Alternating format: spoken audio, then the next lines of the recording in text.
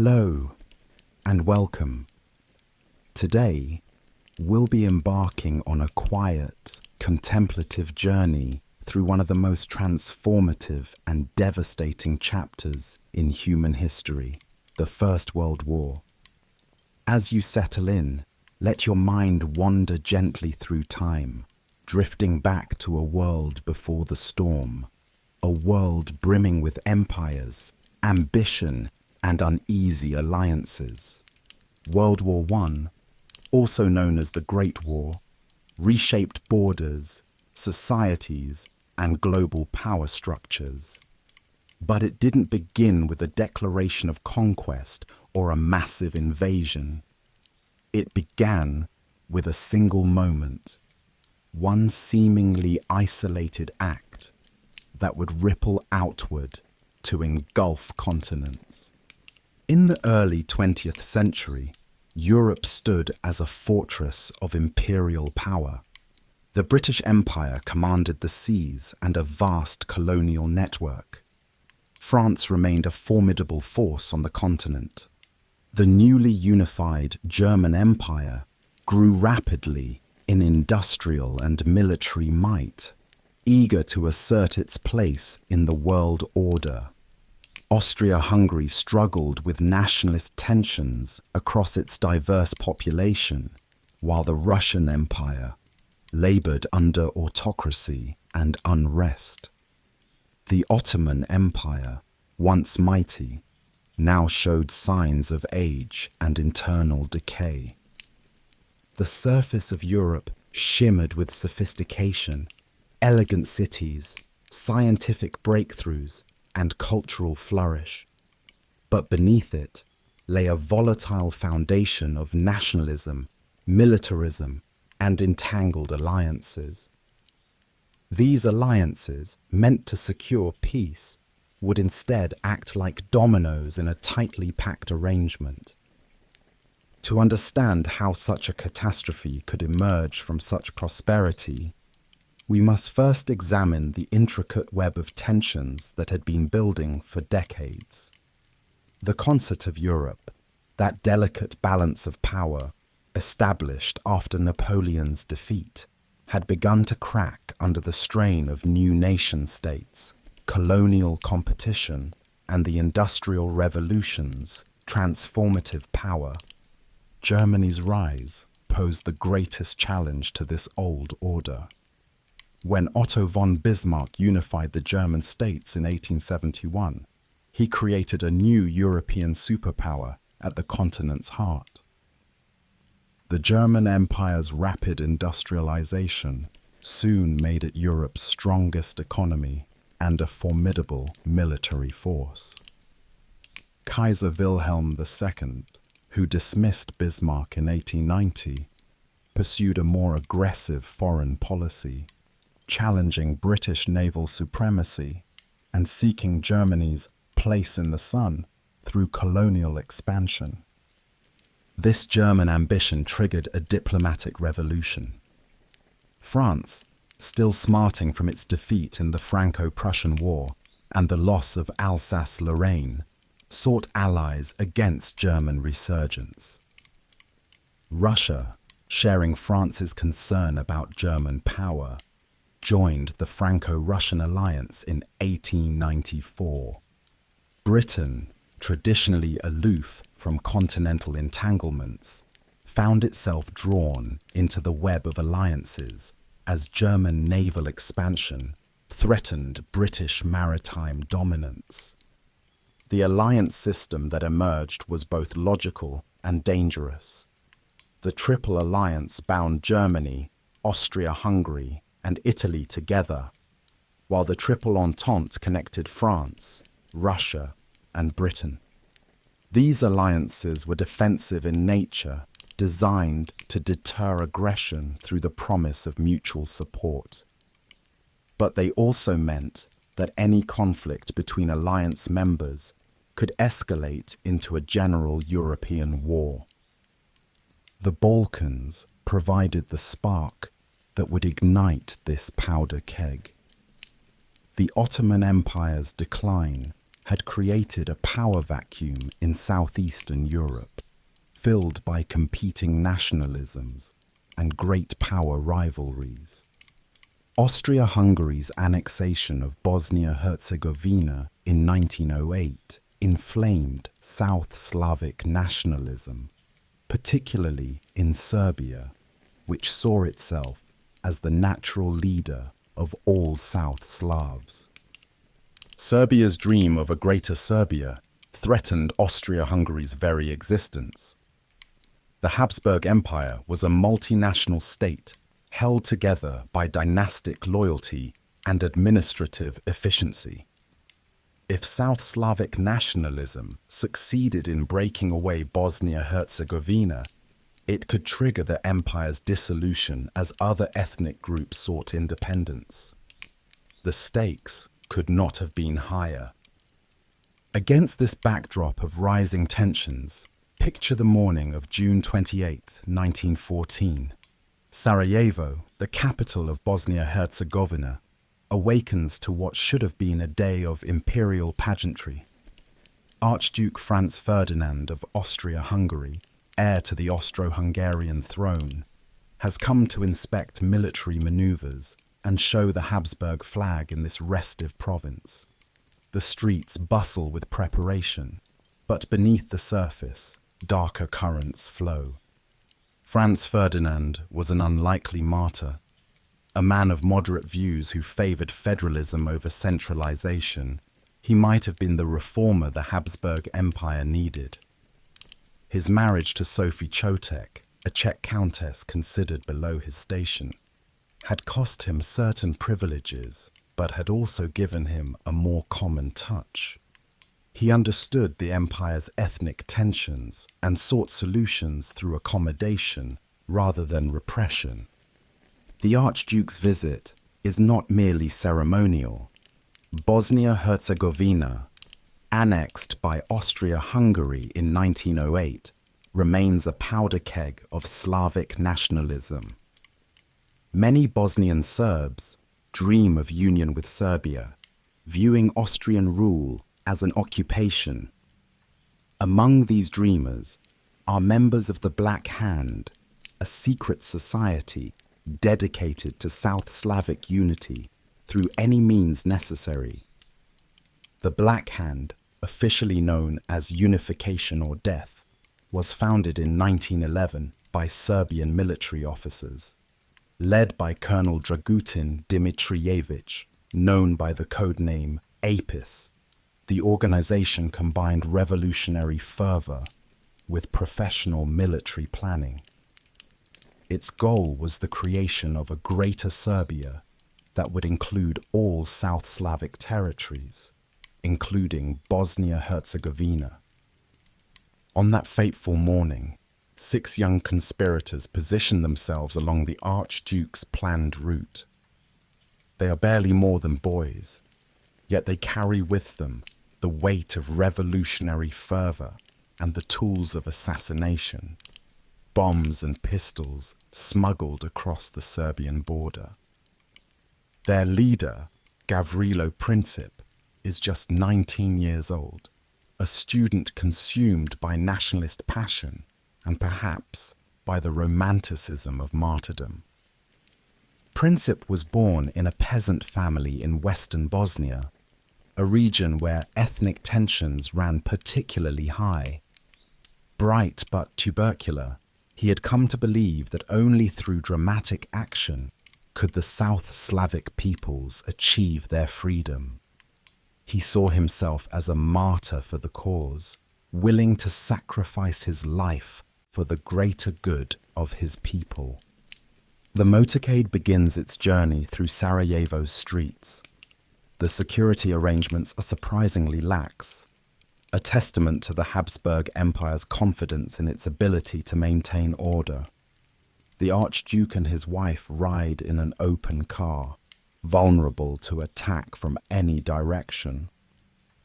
The first attempt fails. A bomb thrown by conspirator Nedeljko Čabrinović bounces off the Archduke's car, exploding beneath the vehicle behind, and injuring several people. In the confusion that follows, most of the conspirators lose their nerve or miss their opportunity. The Archduke, showing remarkable composure, insists on continuing to the planned reception and then visiting the wounded in the hospital. His concern for the injured demonstrates the kind of leadership that might have saved the Habsburg Empire had he lived to inherit the throne. But fate, it seems, has other plans. A wrong turn by the driver, confused about the change in route, brings the Archduke's car to a halt directly in front of Schiller's Delikatessen, where young Princip stands, having given up on the mission and stopped for a sandwich. History pivots on this moment of pure chance, a wrong turn that brings the heir to the throne within arm's reach of his assassin. Princip steps forward, raises his Browning pistol, and fires twice. The first shot strikes the Archduke in the neck, severing his jugular vein. The second shot hits his wife Sophie in the abdomen. Franz Ferdinand, blood streaming from his mouth, manages to plead, "Sophie, don't die. Stay alive for our children."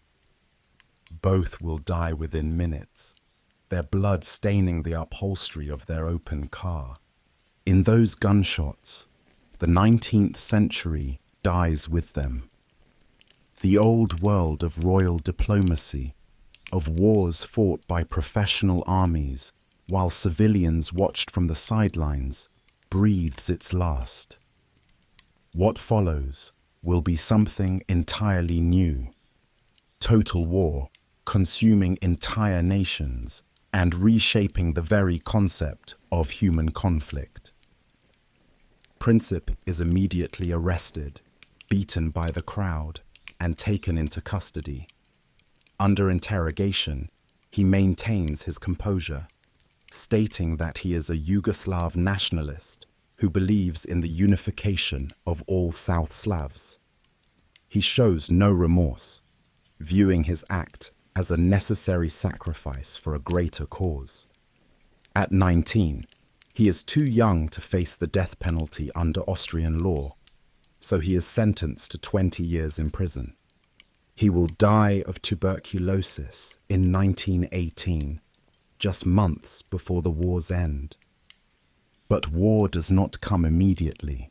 For 5 weeks, Europe teeters on the brink. Diplomats shuttle between capitals, and many still believe that reason will prevail. The period known as the July Crisis unfolds like a slow-motion catastrophe, each decision seemingly reasonable in isolation, but collectively leading to disaster. The Austro-Hungarian government, grief-stricken and humiliated, sees an opportunity to crush Serbian nationalism once and for all.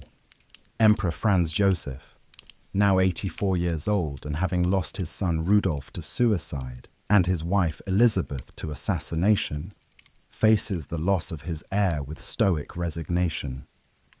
The empire's leaders, led by Foreign Minister Leopold Berchtold and Chief of Staff Konrad von Hötzendorf, argue that only decisive action can save the monarchy. Germany's response proves crucial. Kaiser Wilhelm II, genuinely shocked by his friend's murder, gives Austria-Hungary what becomes known as the blank check, a promise of unconditional support for whatever action Austria-Hungary deems necessary. This commitment is based on the assumption that the conflict will remain localized, that Russia will not risk war over Serbia, and that any war would be brief and decisive. The German Kaiser's decision reflects the dangerous dynamics of the alliance system. Germany cannot afford to lose its only reliable ally, and Austria-Hungary cannot risk acting without German support. The alliance meant to provide security instead creates a situation where neither ally can back down without losing face and potentially losing each other. Austria-Hungary delivers an ultimatum to Serbia on July 23, 1914. The ultimatum is deliberately harsh, designed to be rejected. It demands that Serbia suppress anti-Austrian publications, dissolve nationalist organizations, arrest suspected conspirators, and most provocatively, allow Austrian officials to participate in the investigation of the assassination on Serbian soil. This last demand effectively challenges Serbian sovereignty and is clearly unacceptable to any independent nation. Serbia's response, delivered on July 25th, accepts most of the demands but rejects those that would compromise its independence. The Serbian government, led by Prime Minister Nikola Pasic, walks a careful line, accepting what it can while maintaining national dignity. The response is actually quite conciliatory, leading the Kaiser to declare that it removes any reason for war. But the momentum toward conflict has become unstoppable. Austria-Hungary, backed by Germany, mobilizes against Serbia on July 28th, exactly 1 month after the assassination. The declaration of war is met with celebration in Vienna, where crowds gather to sing patriotic songs and cheer for the Habsburg army. Few understand that they are witnessing the beginning of the end for the empire they celebrate. Russia's response determines whether the conflict will remain localized or become a general European war. Tsar Nicholas II, pressured by his generals and by pan-Slavic public opinion, orders partial mobilization in support of Serbia. The Tsar, a weak man overwhelmed by events, agonizes over the decision, but ultimately yields to the advice of his ministers. The mobilization becomes a dance of death, choreographed by decades of military planning. Each nation's war plans require speed and precision, leaving little room for diplomacy once the wheels begin to turn. Russia's partial mobilization proves impossible to implement. The Russian military machine can only mobilize completely or not at all. On July 30th, the Tsar orders general mobilization, setting in motion a chain reaction that will consume Europe. Germany's response is immediate and decisive. The Schlieffen Plan, Germany's strategy for a two-front war, requires attacking France before Russia can fully mobilize. Germany declares war on Russia on August 1st and on France on August 3rd. The invasion of Belgium, required by the Schlieffen Plan, brings Britain into the war on August 4th. By August 6, 1914, all the major European powers are at war.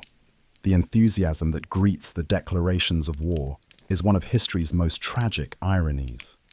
In Berlin, Vienna, Paris, and London, crowds gather to cheer their marching soldiers. Young men rush to enlist, fearing the war will end before they can participate.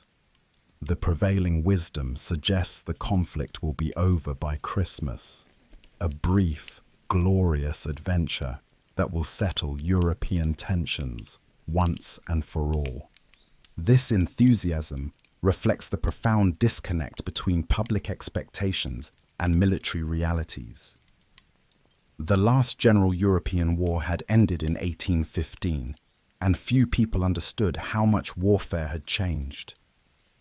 The American Civil War and the Franco-Prussian War had provided glimpses of modern warfare's destructive potential, but these lessons had not been absorbed by the general public, or, tragically, by many military leaders. The war that begins in August 1914 will last 4 years, 1 month, and 1 week. It will consume empires, topple dynasties, and kill more than 15 million people. It will introduce poison gas, machine guns, and artillery barrages that can be heard across continents. It will shatter the optimism of the Belle Époque and usher in an age of uncertainty, and existential doubt. The German offensive begins with mechanical precision. The Schlieffen Plan, the brainchild of former Chief of Staff Alfred von Schlieffen, calls for a massive right hook through Belgium and northern France, sweeping around Paris and crushing the French army against the German fortifications in Alsace-Lorraine.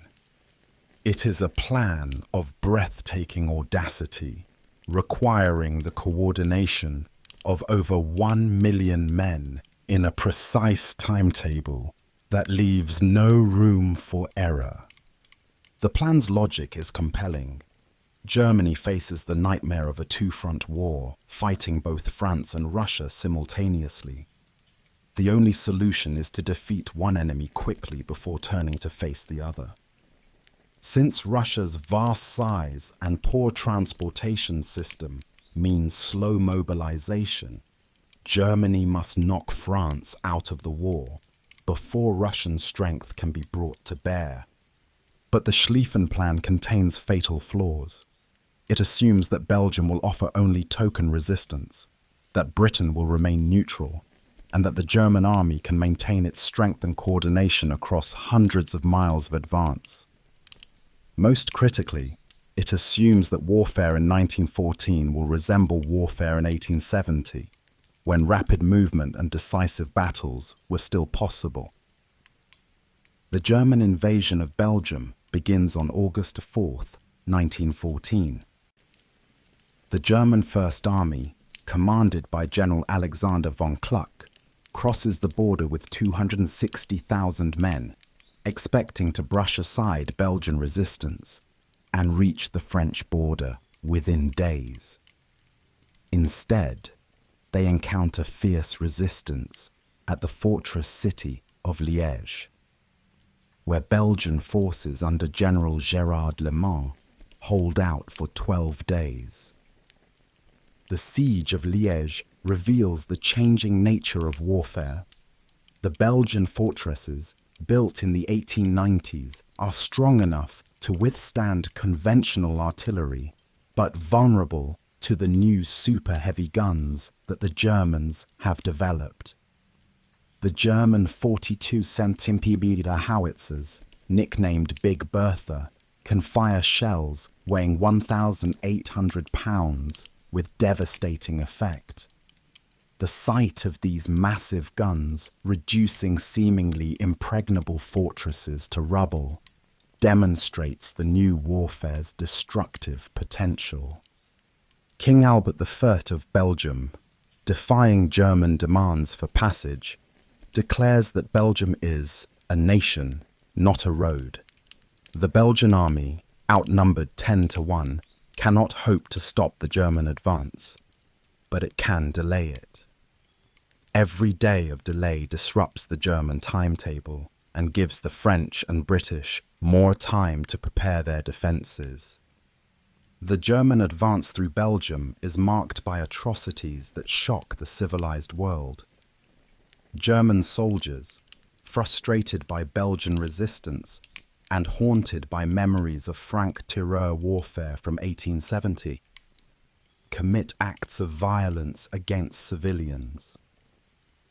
The burning of the library at Louvain, the execution of civilians at Dinant, and the destruction of Visé create a legacy of bitterness that will poison German-Belgian relations for generations.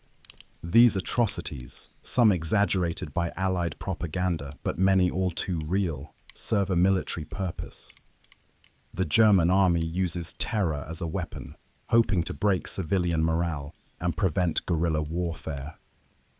The strategy backfires, stiffening Belgian resistance and providing the Allies with powerful propaganda tools.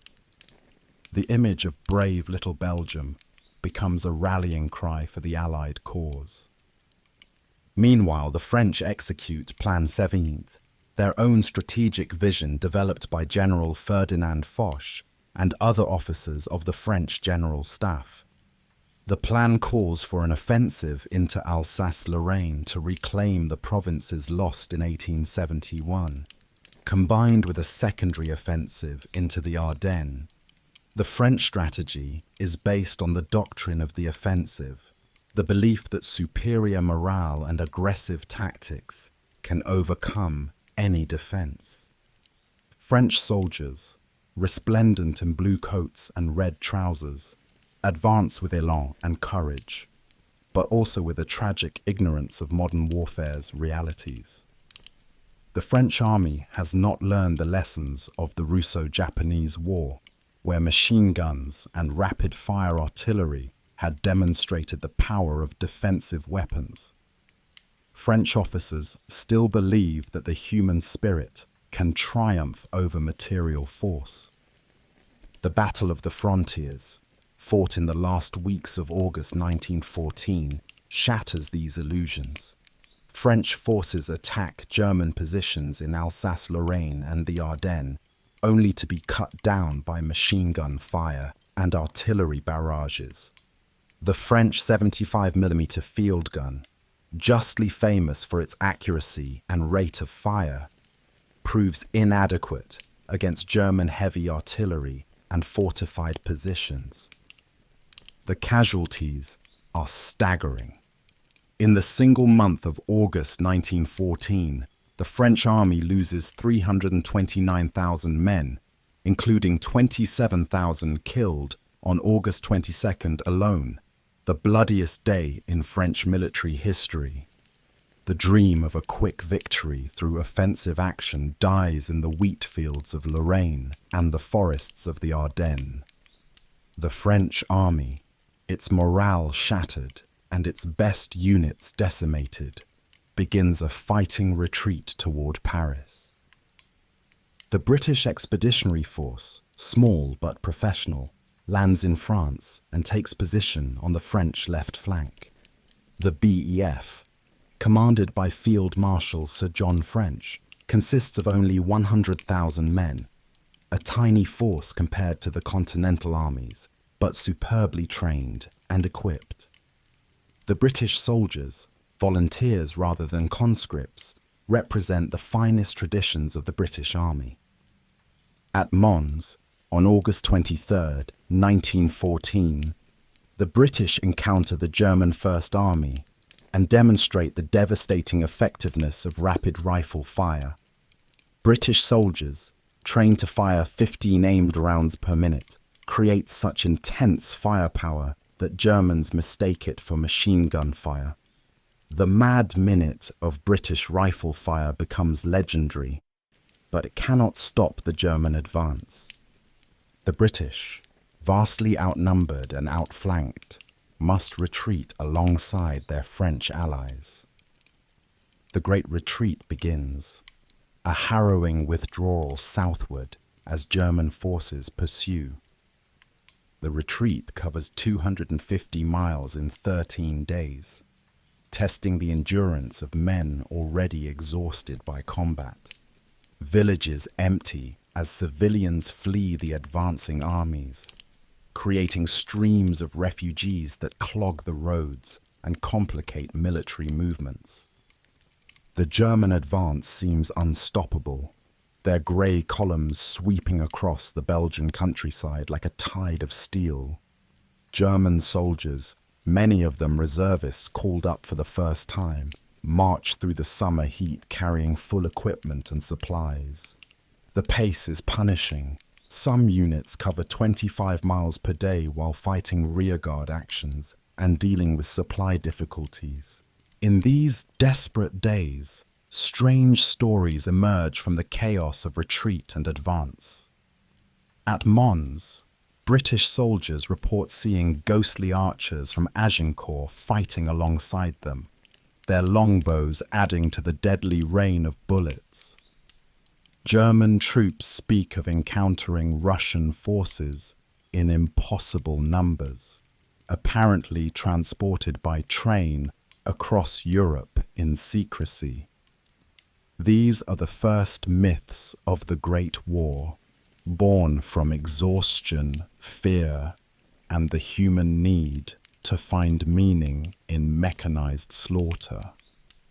The German advance reaches its high water mark at the Marne River, just 40 miles from Paris. The German First Army, its right flank exposed and its men exhausted, turns southeast to envelop the French forces retreating from the frontier battles. This maneuver, while tactically sound, exposes the German flank to a counterattack from the Paris garrison. General Joseph Joffre, the French commander-in-chief, sees the opportunity and seizes it. Joffre, a calm and methodical officer known as Papa Joffre to his men, has spent the retreat reorganizing his forces and preparing for a counterattack. His order of the day on September 6th captures the moment's drama. The hour has come to advance at all costs and to die where you stand rather than give way. The Battle of the Marne begins on September 5th, 1914, with a French offensive that will determine the war's future course. The battle is fought by men already exhausted by weeks of marching and fighting, soldiers who have covered hundreds of miles on foot in the summer heat. The German forces, at the end of their supply lines and facing fresh opposition, begin to waver under the pressure of sustained combat. The battle's most famous moment comes when General Joseph Gallieni, military governor of Paris, commandeers every taxi in the city to rush troops to the front. 600 taxis carry 6,000 soldiers, a tiny fraction of the forces involved. But the image of Parisian cab drivers racing to battle captures the imagination and becomes the symbol of French determination. The taxis of the Marne represent the democracy of the war effort, where civilian and military, noble and common, unite in the face of national peril. The Battle of the Marne rages for 4 days across a front of 175 miles. It is a battle of movement, the last of its kind on the Western Front. French and British forces attack German positions, while German forces launch their own counterattacks. The fighting is confused and desperate, with units becoming separated and communication breaking down across the vast battlefield. The German forces, commanded by the younger Helmut von Moltke, nephew of the great Prussian general, begin to crack under the strain. Moltke, a nervous man overwhelmed by the responsibility of command, has already weakened the German right wing by sending troops to East Prussia and to Alsace-Lorraine. The weakening of the right wing, combined with the extension of German lines and the exhaustion of German troops, creates the conditions for German defeat. On September 9th, German forces begin a withdrawal to the Aisne River, abandoning their advance on Paris. The miracle of the Marne, as it becomes known, saves Paris and France, but it also marks the death of the war of movement that all the generals had planned. The German withdrawal stops at the Aisne, where they dig in on the high ground. The French and British pursue, but they too begin to entrench when they encounter prepared German positions. The race to the sea begins, as both sides attempt to outflank each other toward the English Channel. It is not a race in the traditional sense, but a deadly game of leapfrog as each army tries to get around the other's flank, only to find their opponents extending their own lines. The front grows longer and longer, stretching from the Swiss border to the North Sea. Each attempt at outflanking leads to further extensions of the front line. The French 10th Army extends the line westward, only to be met by new German forces. The British Expeditionary Force moves north to Flanders, where it encounters German forces attempting the same maneuver. The front line becomes a continuous barrier, a scar across the landscape of Western Europe. By November 1914, 475 miles of trenches scar the landscape of Belgium and France. The war has become something none of the planners envisioned, a siege on a continental scale.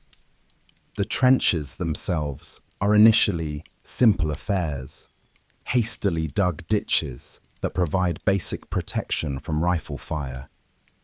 But as the war continues, they will evolve into elaborate underground cities, complete with communication trenches, command bunkers, and living quarters.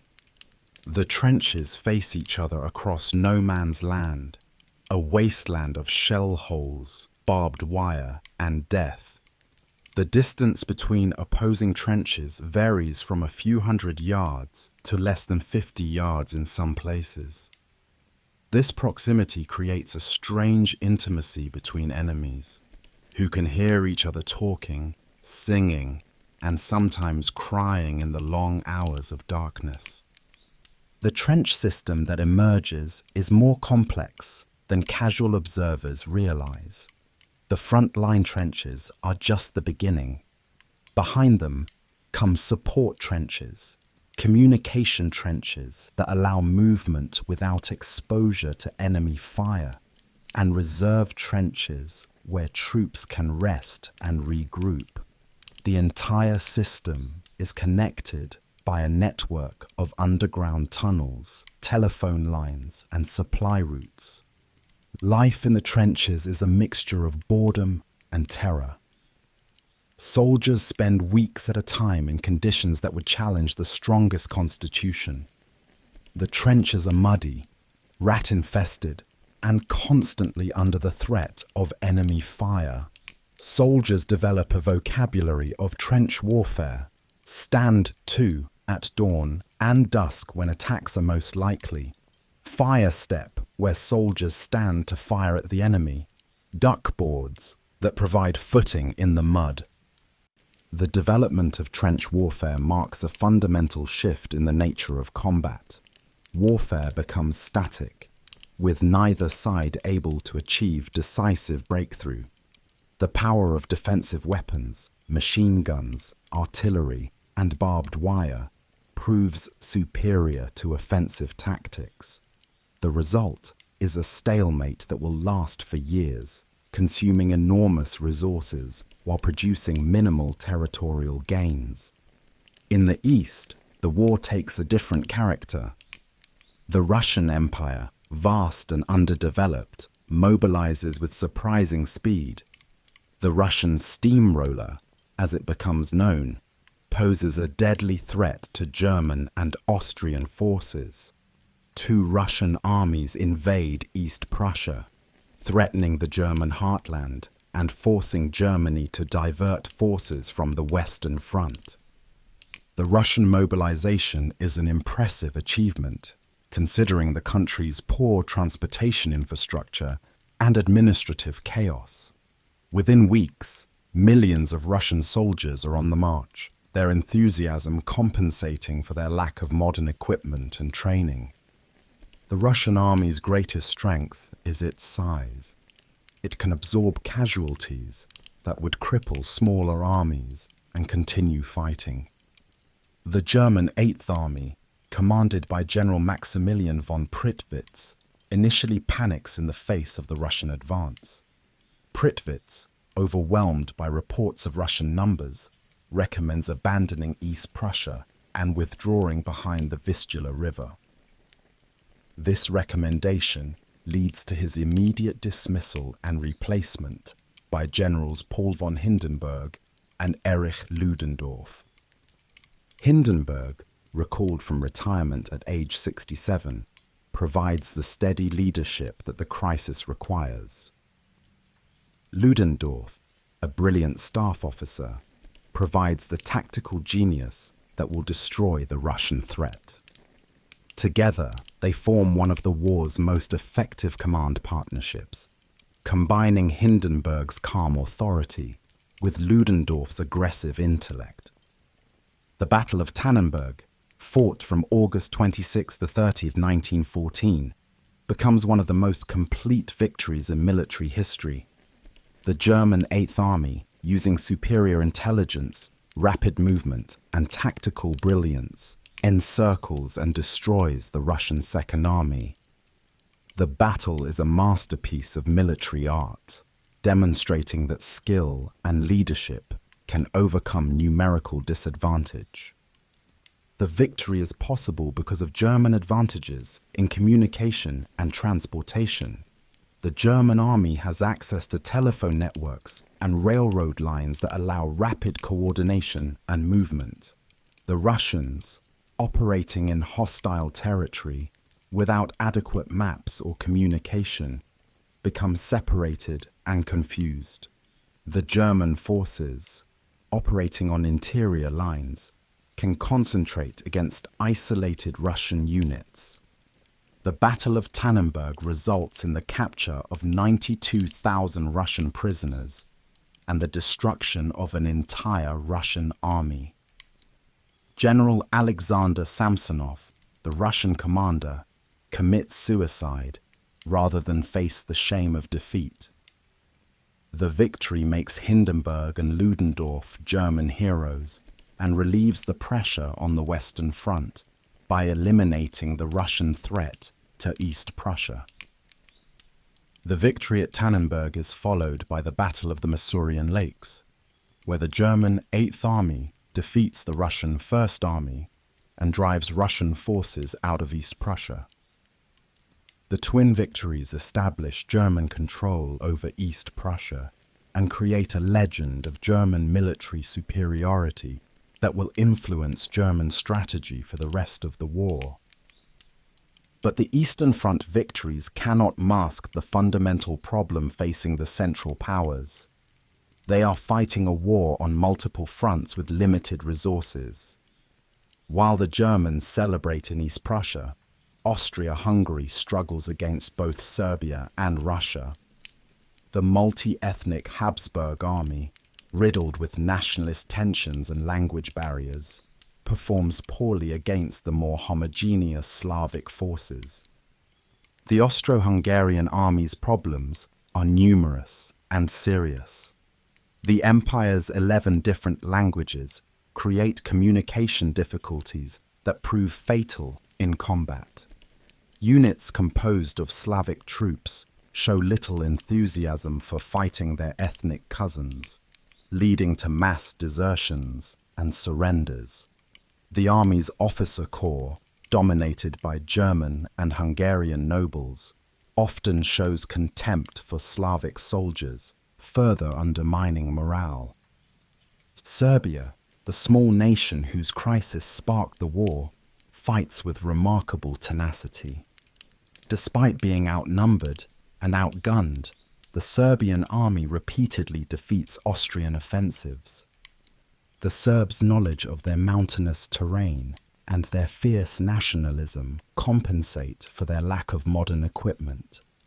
Serbian soldiers, fighting for their homeland's survival, display a courage and determination that surprises their enemies.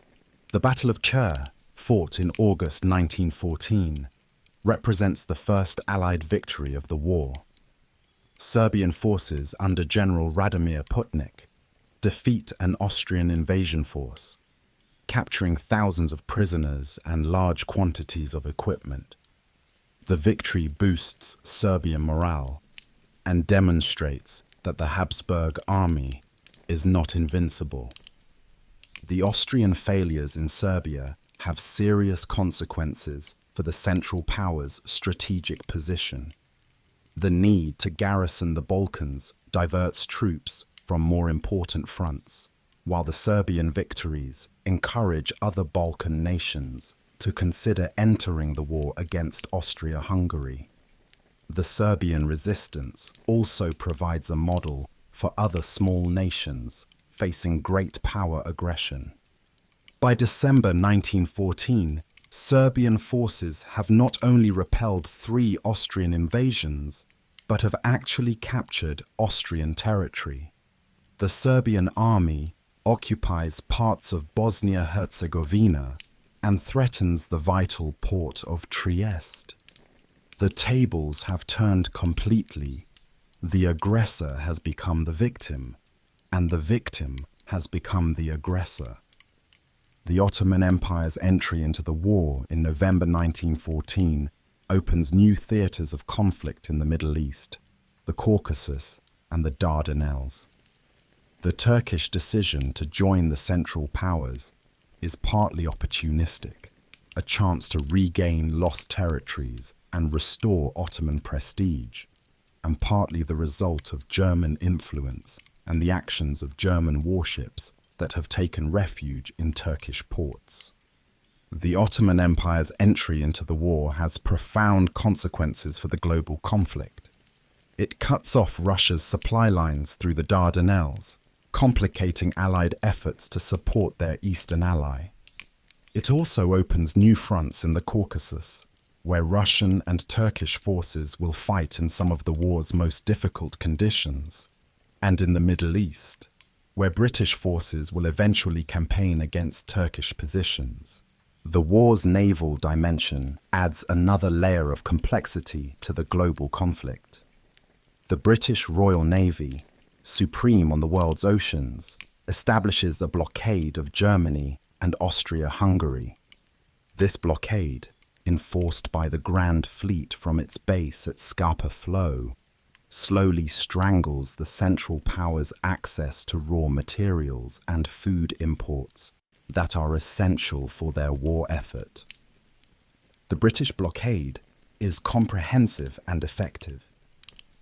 British warships patrol the North Sea, the English Channel, and the Atlantic Ocean, intercepting ships bound for German ports. The blockade extends to neutral nations, creating diplomatic tensions, but gradually reducing the flow of supplies to the Central Powers. The blockade's effects will not be immediately apparent, but they will slowly weaken German and Austrian resistance. In response to the British blockade, Germany begins unrestricted submarine warfare, attacking merchant vessels without warning. The German U-boat campaign represents a new form of warfare, one that blurs the distinction between military and civilian targets. German submarines, operating from bases in Germany and occupied Belgium, sink Allied and neutral shipping with devastating effect.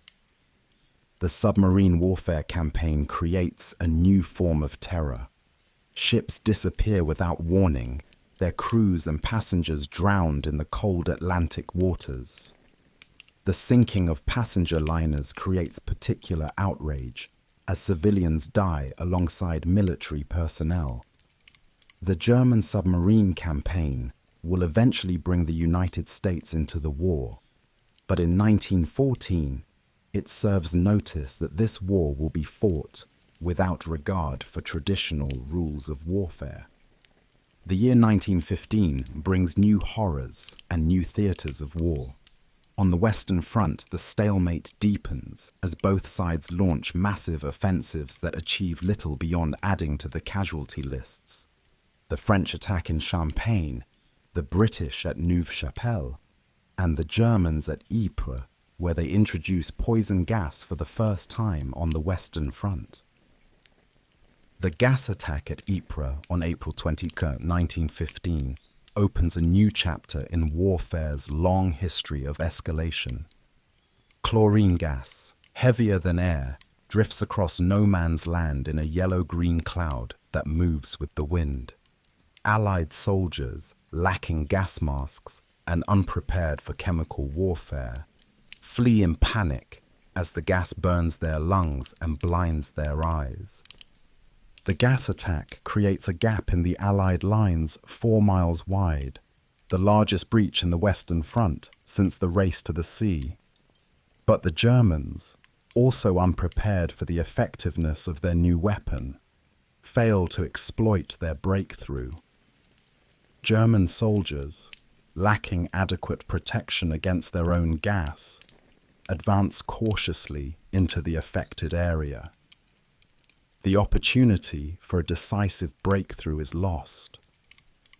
The introduction of poison gas marks a new level of warfare's inhumanity. Gas attacks create a form of terror that conventional weapons cannot match. The sight of men choking and dying from invisible poison violates basic human instincts about fair combat. Gas warfare escalates quickly as both sides develop new types of chemical weapons and protective equipment. The development of gas masks becomes a priority for all armies. The early masks are crude affairs, cloth soaked in chemicals that provide minimal protection. But necessity drives innovation, and by 1916, effective gas masks are standard equipment for all soldiers. The masks work, mostly, but they also serve as a daily reminder of the war's departure from civilized norms. The sight of soldiers in gas masks becomes one of the war's most iconic and disturbing images. Men are reduced to insect-like creatures, their humanity hidden behind glass and rubber. The masks muffle speech, restrict vision, and create a psychological barrier between soldiers and their environment. Gas warfare dehumanizes combat in ways that bullets and shells cannot. The Gallipoli campaign represents one of the war's most ambitious attempts to break the stalemate through strategic innovation. The plan, championed by Winston Churchill, First Lord of the Admiralty, envisions forcing the Dardanelles Strait and capturing Constantinople. Such a victory would knock the Ottoman Empire out of the war and open a supply route to Russia. The strategic logic of the Gallipoli plan is compelling. A successful operation would eliminate one of Germany's allies, open the Dardanelles to Allied shipping, and potentially bring neutral Balkan states into the war on the Allied side. The plan offers the possibility of achieving decisive results without the grinding attrition of the Western Front. But the plan's execution proves far more difficult than its conception. The naval attempt to force the Dardanelles fails when Turkish mines and shore batteries sink several Allied warships. The subsequent decision to land ground forces on the Gallipoli Peninsula leads to one of the war's most costly and tragic campaigns. The landings at Gallipoli on April 25, 1915, meet fierce Turkish resistance led by Mustafa Kemal, a young officer who will later become Ataturk, the founder of modern Turkey. Kemal's brilliant defense of the peninsula demonstrates that the Ottoman Empire, despite its weaknesses, can still produce military leaders of exceptional ability. The terrain at Gallipoli favors the defenders enormously. The peninsula's cliffs and ridges provide natural defensive positions, while the narrow beaches leave attacking forces exposed to concentrated fire. The Turkish defenders, fighting for their homeland and inspired by religious fervor, display a courage and determination that matches anything seen on other fronts. The Allied forces, British, French, Australian, and New Zealand troops, find themselves trapped on narrow beaches under constant fire. The Anzac Cove landing becomes particularly symbolic as Australian and New Zealand forces struggle to establish a foothold on a beach barely 600 yards wide. The soldiers, many of them seeing combat for the first time, face a baptism of fire that will define their national consciousness. The campaign drags on for 8 months, each day bringing new attempts to break the deadlock and new casualties to add to the mounting toll. The fighting at Gallipoli combines the horrors of trench warfare with the additional challenges of extreme heat, disease, and supply difficulties. Soldiers fight with rifles and bayonets in conditions that would have challenged ancient warriors. The Battle of Lone Pine, fought by Australian forces in August 1915, exemplifies the campaign's close-quarters brutality. Australian and Turkish soldiers fight hand-to-hand in trenches so narrow that enemies can touch each other. The battle lasts for days, with neither side able to achieve decisive advantage. The casualties are enormous relative to the ground gained, a few hundred yards of worthless terrain purchased with thousands of lives. Gallipoli becomes a defining moment for Australia and New Zealand, their first major military action as independent nations. The Anzac legend is born in the slaughter of the Gallipoli beaches, a story of courage and sacrifice that will shape national identity for generations. The date of the landing, April 25th, becomes Anzac Day, a national holiday commemorating the sacrifice of the Anzac forces. But the campaign also demonstrates the war's global reach and the difficulty of achieving decisive results against prepared defences.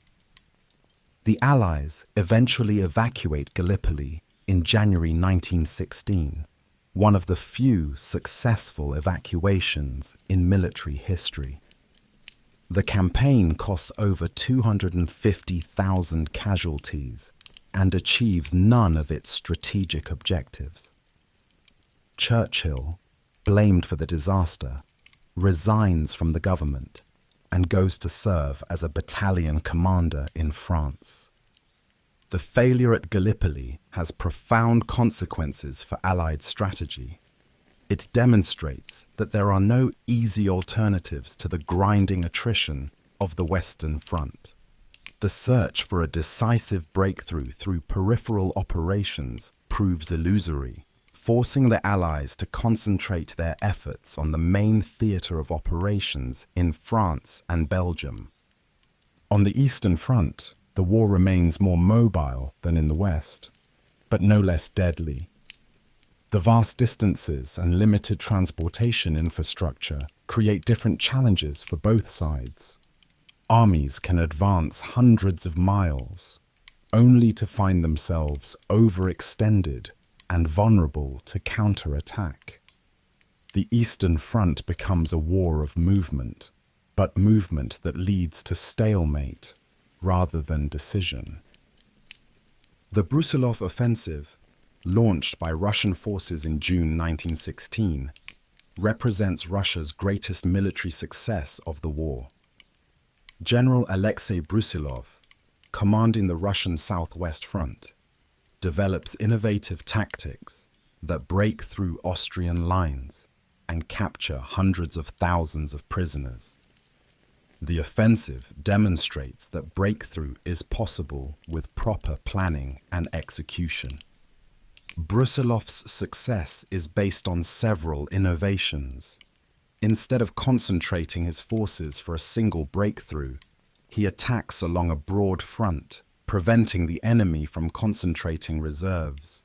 He uses short, intense artillery bombardments rather than prolonged barrages that alert the enemy to impending attacks.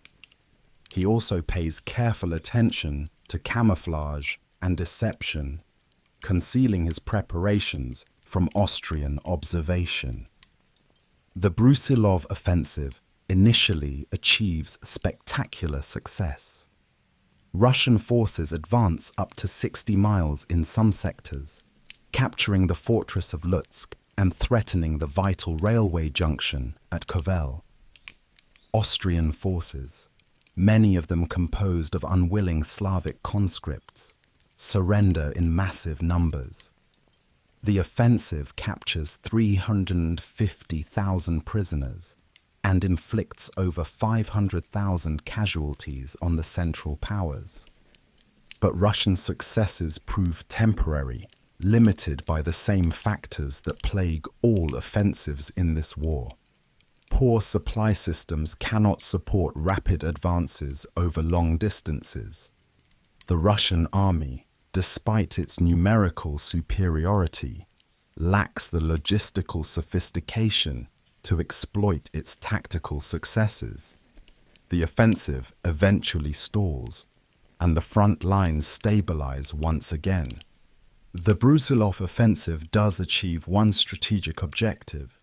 It forces Germany to transfer troops from the Western Front to support its Austrian ally.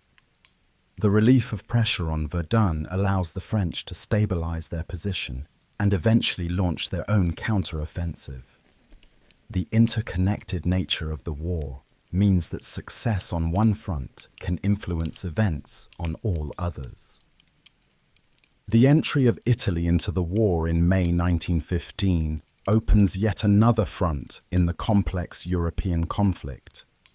The Italians, lured by promises of Austrian territory, including the Trentino, South Tyrol, and Trieste, abandon their previous neutrality and join the Allies.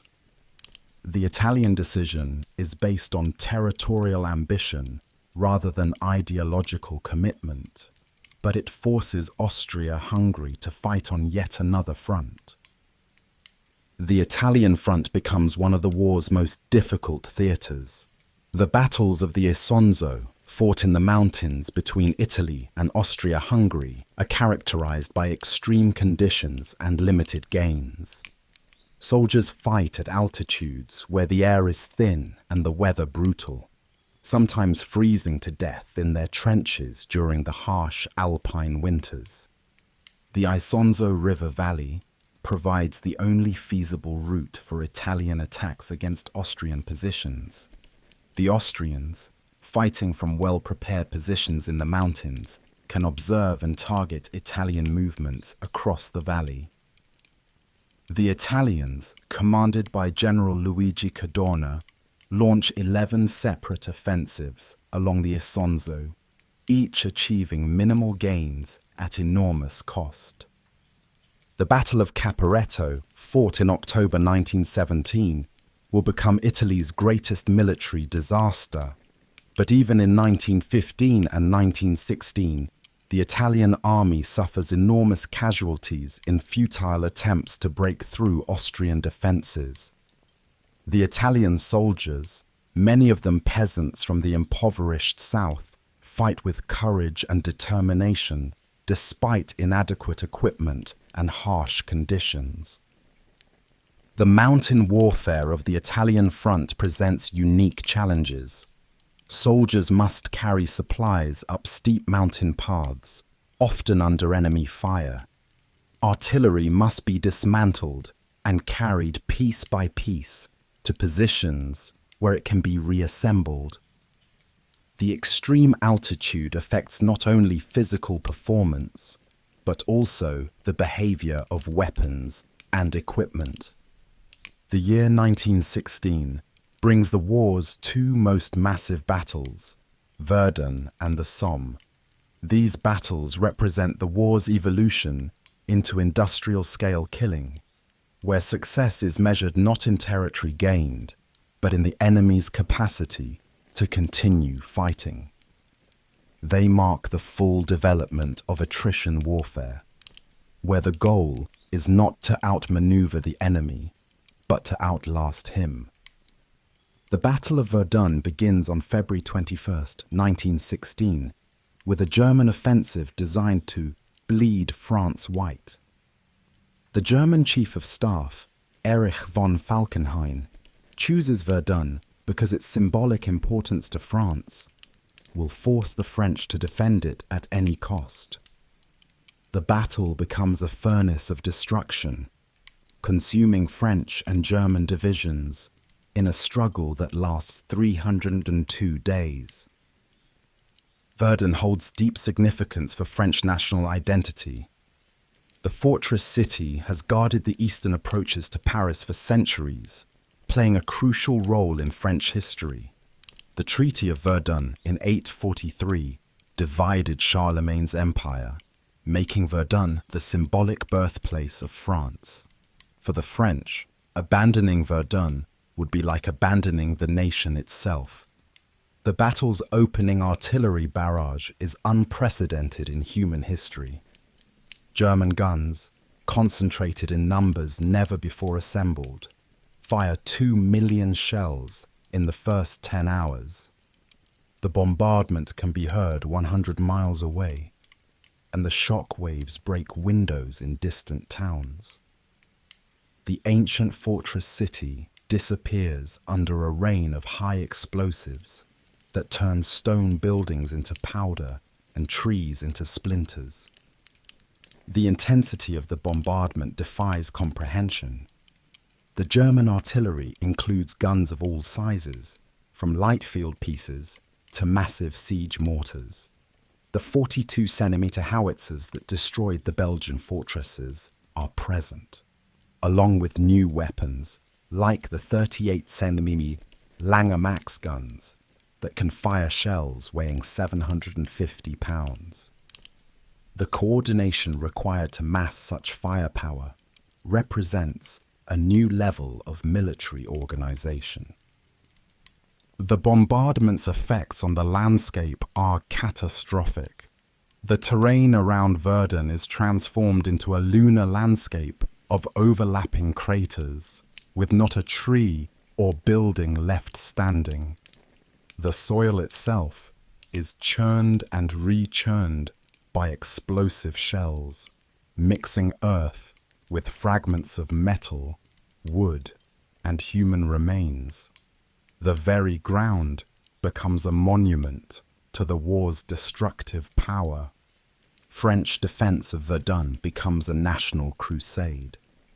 General Philippe Pétain, appointed to command the defense, organizes a supply line known as the Sacred Way, a single road along which trucks carry men and supplies to the front. The road becomes a conveyor belt of war, with trucks passing every 20 seconds, day and night, carrying fresh troops to the slaughter and bringing back the wounded and the dead. The Sacred Way represents one of the war's most impressive logistical achievements. The road, officially designated Route Nationale 3, is the only supply line connecting Verdun to the rest of France. French engineers work constantly to maintain the road under enemy fire, filling shell holes and replacing destroyed bridges. The truck drivers, many of them civilians pressed into military service, risk their lives daily to keep the lifeline open. Pétain's defense of Verdun is based on the principle of Noria, the rotation of troops to prevent any unit from being destroyed by prolonged exposure to the battle's intensity. Fresh divisions are constantly fed into the battle, while exhausted units are withdrawn to rest and refit. This system spreads the burden of defense across the entire French army, making Verdun a shared national experience. The battle's horror is captured in the experiences of individual soldiers. Men live in shell holes, drinking from puddles contaminated with corpses, and eating food mixed with dirt and fragments of metal. The constant artillery fire creates a psychological condition previously unknown, shell shock, now recognized as post-traumatic stress disorder. Soldiers develop nervous tics, lose the ability to speak, or simply stare into space with vacant eyes. The psychological impact of Verdun extends beyond the battlefield. The battle becomes a test of national will, with each side determined to prove its superior endurance. French propaganda emphasizes the heroism of the defenders, while German propaganda stresses the methodical destruction of French military power. The battle takes on symbolic significance far beyond its strategic importance. The fighting at Verdun is characterized by its close quarters brutality, Soldiers fight hand to hand in the ruins of forts built to last centuries. The Fort de Douaumont, the strongest position in the Verdun complex, changes hands several times as German and French forces battle through its underground chambers. The fort's corridors become charnel houses, filled with the dead and dying of both sides. The village of Fleury, located in the center of the battlefield, changes hands 16 times during the battle. Each occupation reduces the village further to rubble, until nothing remains but scattered stones and shell holes. The destruction of Fleury becomes symbolic of the battle's futility. Enormous effort expended to capture worthless ruins. By the battle's end, French and German casualties total over 700,000 men, 306,000 killed, and 400,000 wounded. The French hold Verdun, but at a cost that shakes the foundations of French society. The battle becomes a symbol of French determination and sacrifice, but also of the war's senseless waste of human life. The landscape around Verdun is so thoroughly destroyed that it remains largely uninhabitable a century later. The Zone Rouge, the area of most intense fighting, is still contaminated with unexploded shells and poisoned soil. The French government has declared parts of the battlefield too dangerous for human habitation, a permanent memorial to the battle's destructive power. The Battle of the Somme, beginning on July 1st, 1916, represents the British Empire's greatest military effort to date.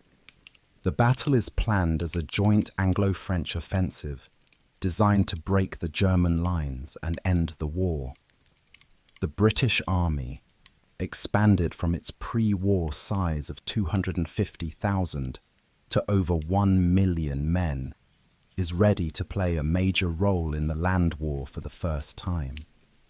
The British offensive is preceded by a week-long artillery bombardment intended to destroy German defences. Over 1.5 million shells are fired at German positions, creating a barrage that can be heard in London. British commanders, confident in their firepower, expect their troops to walk across no man's land and occupy empty German trenches. The bombardment's failure is due to several factors. Many of the shells are duds, manufactured hastily by inexperienced workers in British factories. The shells that do explode are often too small to destroy deep German bunkers. The German defences, evolved over 2 years of trench warfare, are stronger and deeper than British intelligence realises. The reality of July 1st, 1916, is catastrophic beyond imagination. As British troops advance in long lines across no man's land, German machine gunners emerge from their deep bunkers and open fire. The British soldiers, many of them volunteers from the PALS battalions, recruited from the same towns and neighbourhoods, are cut down in waves. The first day of the Somme becomes the bloodiest day in British military history.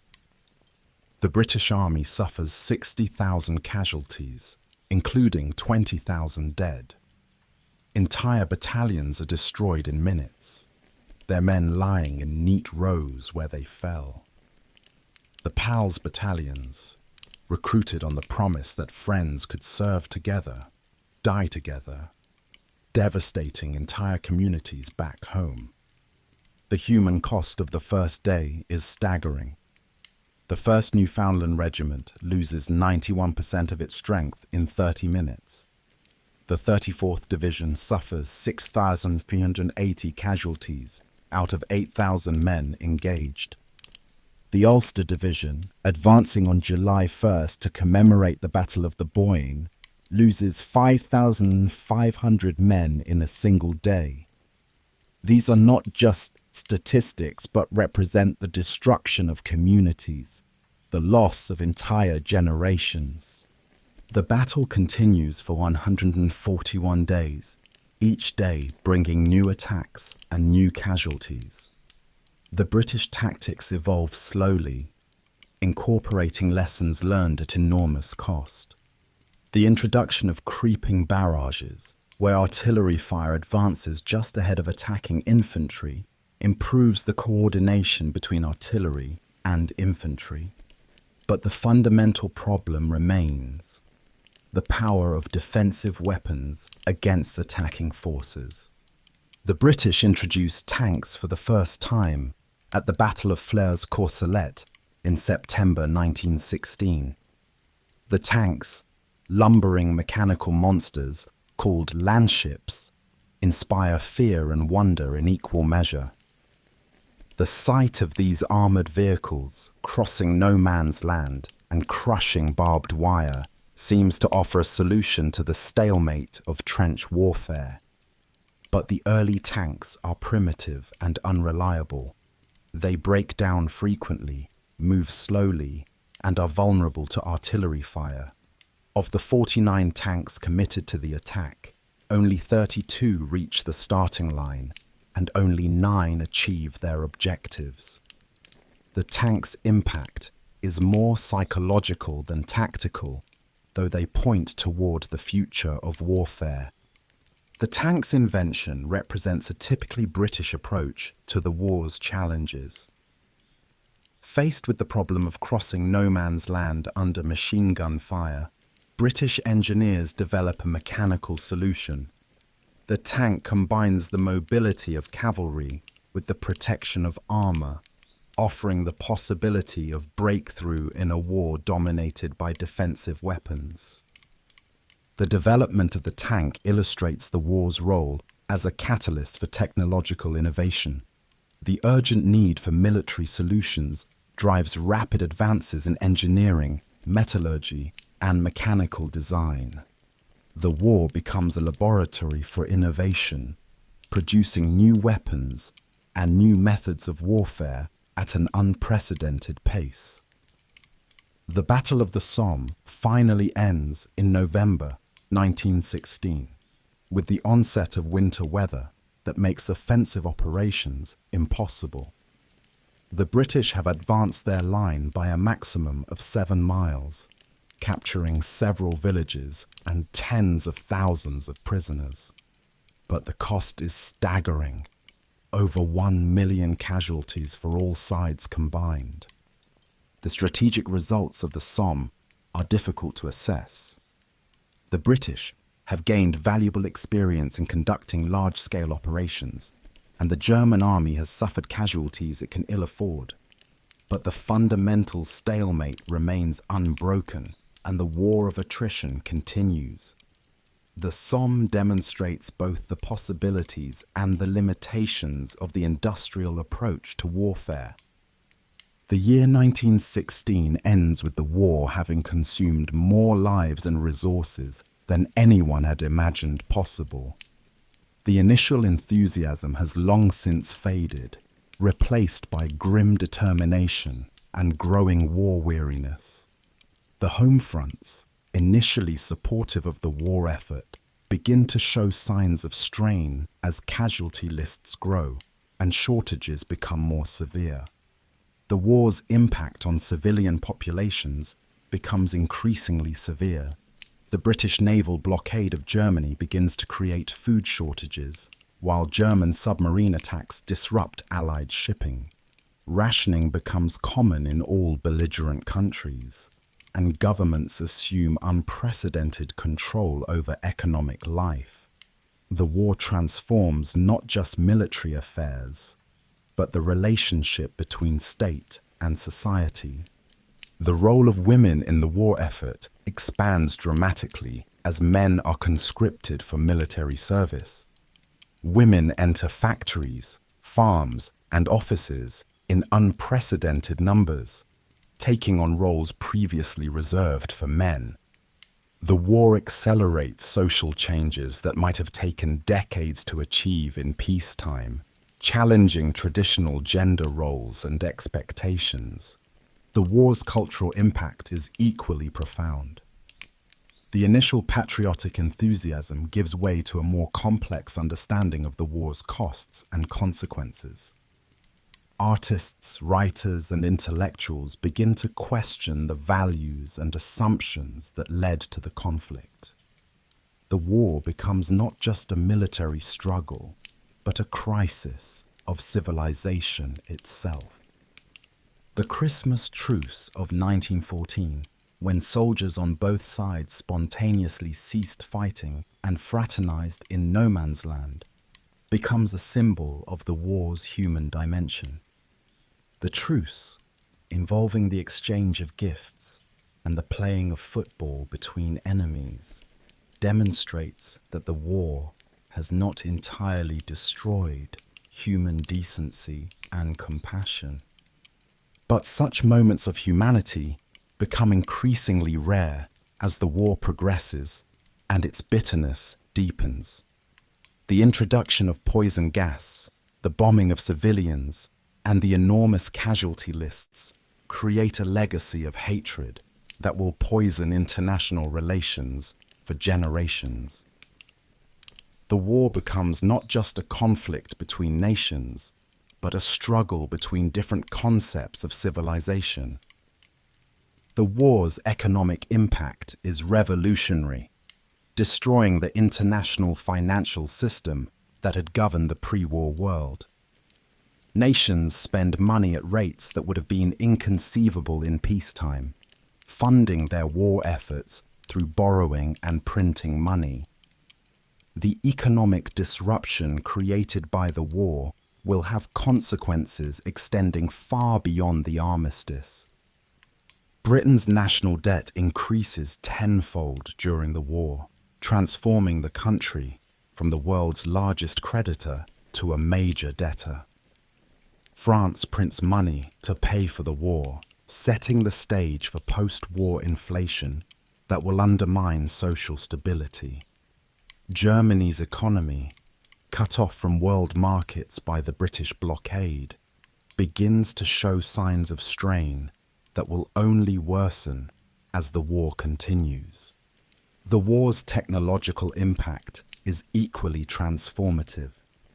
Military necessity drives rapid advances in aviation, communications, medicine, and engineering.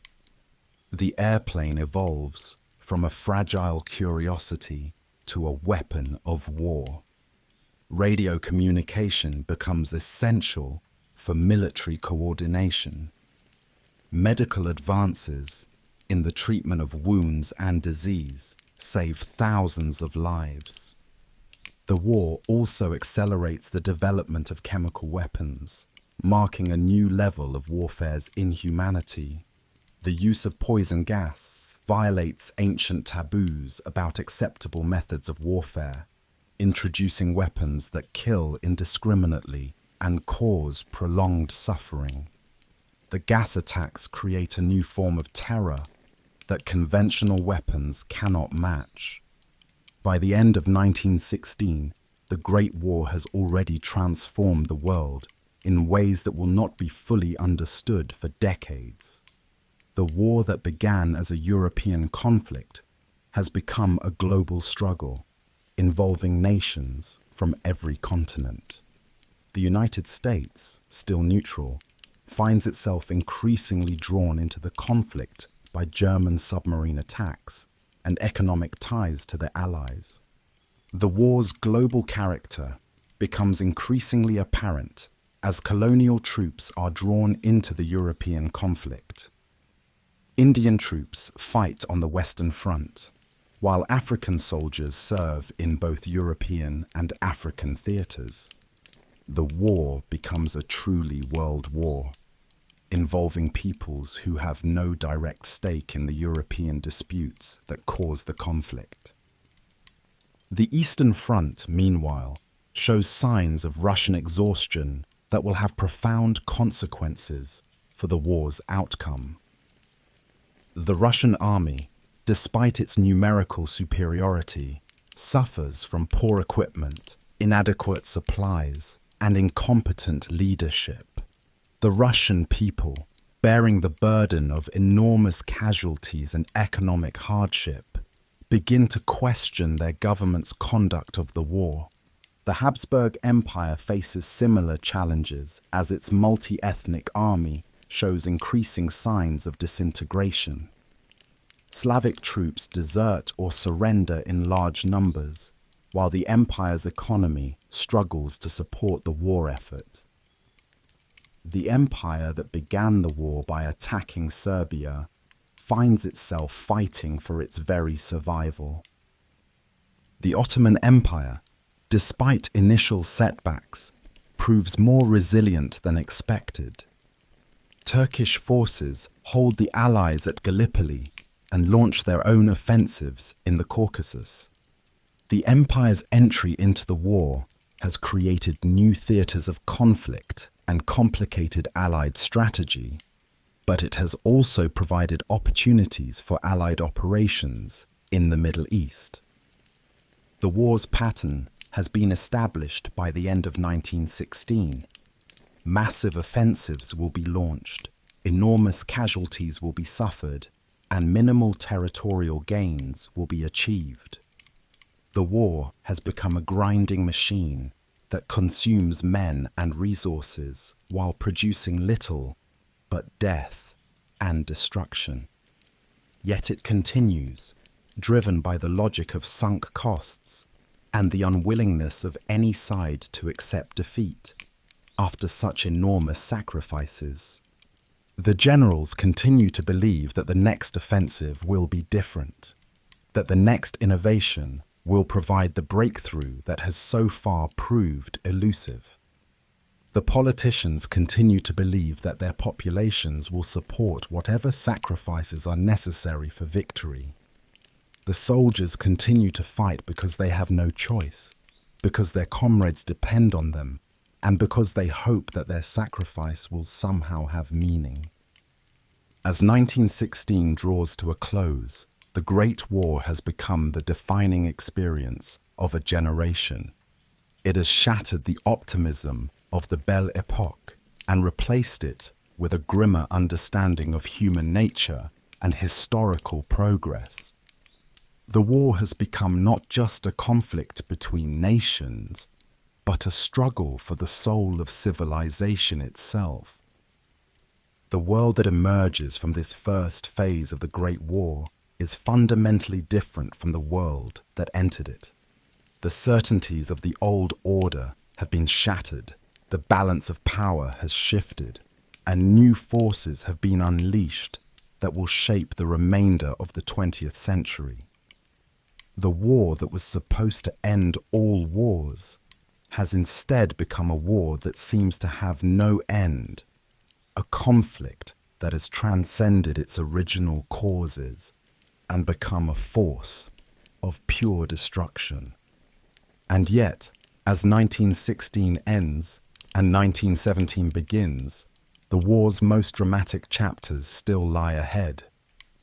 The entry of the United States, the Russian Revolution, and the final desperate offensives of 1918 will determine not just the war's outcome, but the shape of the modern world. The first phase of the Great War is drawing to a close, but its greatest transformations are yet to come. From revolution to victory, the world transforms. 1917 to 1918. As we settle into the second half of our journey through the Great War, let your mind drift to the winter of 1916, when the world stood balanced on a knife's edge. The war that was supposed to end by Christmas 1914 had consumed 2 full years, millions of lives, and the optimism of an entire generation. Yet the most dramatic transformations still lay ahead. Revolutions that would topple ancient empires, the entry of a new world power, and innovations in warfare that would reshape the very nature of human conflict. The year 1917 dawns with a world transformed by total war. The romantic notions of cavalry charges and heroic duels have been replaced by the grim reality of industrial slaughter. Machine guns and poison gas have made the battlefield a place of mechanical death, while the home front has become a new kind of battlefield where entire populations struggle to support their armies in the field. But beneath the surface of this apparent stalemate, powerful forces are gathering that will reshape not just the war, but the entire global order. In Russia, the strain of fighting a war for which the empire is fundamentally unprepared is creating revolutionary pressures that will soon explode with world-changing consequences. Across the Atlantic, the United States finds itself drawn inexorably into a conflict that will establish America as a global superpower. The Russian Empire enters 1917 as a colossus with feet of clay. The autocratic system that has ruled the vast empire for centuries is crumbling under the weight of military defeats, economic collapse, and social upheaval. Tsar Nicholas II, a weak and indecisive ruler, overwhelmed by events beyond his comprehension, clings to power while his empire disintegrates around him. The statistics of Russian suffering are staggering. The Russian army has lost over 1.6 million men killed and 3.9 million wounded since the war began. These casualties represent not just numbers, but the destruction of entire communities, as peasant villages lose their young men to the insatiable appetite of the Eastern Front. The Russian economy, never robust, has been shattered by the demands of total war. Food shortages plague Russian cities as the transportation system breaks down under the strain of military demands. Bread lines form in Petrograd, the former St. Petersburg, renamed to sound less German, as civilians struggle to feed their families. The ruble has lost much of its value, making even basic necessities unaffordable for ordinary Russians. The social contract between the Tsar and his people has been broken by the war's demands. The Russian army itself is in a state of near collapse. Soldiers fight with inadequate equipment, often sharing rifles and relying on ammunition taken from the dead. Morale has plummeted as men realize they are being sacrificed for a cause they do not understand, by leaders who do not care about their welfare. Desertion rates soar as soldiers abandon their posts to return to their families. The officer corps, once the backbone of Tsarist authority, has been decimated by the war's casualties. The professional officers who began the war have been killed or wounded, replaced by hastily trained reservists who lack both the skill and the authority to maintain military discipline. The social hierarchy that held the Russian army together has been shattered by the democracy of death. Against this backdrop of disintegration, revolutionary forces that have been suppressed for decades begin to stir. The liberal opposition, led by members of the Duma, the Russian parliament, calls for constitutional monarchy and competent government. The socialist parties, long underground, emerge to demand an end to the war and radical social change. The stage is set for a revolution that will change not just Russia, but the entire world. The February Revolution begins not with a planned uprising, but with spontaneous demonstrations in Petrograd. On March 8, 1917, February 23rd in the old Russian calendar, International Women's Day, thousands of women take to the streets demanding bread and peace. Their demonstrations are joined by striking workers and eventually by soldiers who refuse to fire on the crowds. The revolution spreads with remarkable speed. Within days, the Tsarist government collapses as its supporters abandon it. The police disappear from the streets. Government buildings are occupied by revolutionaries, and the symbols of Tsarist authority are torn down.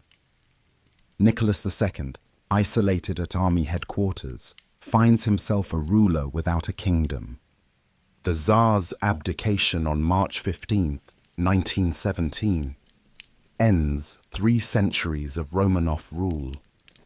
Nicholas II, the last Tsar of Russia, gives up his throne not in a moment of dramatic confrontation, but in a railway car, signing a simple document that transfers power to his brother, who immediately renounces the crown.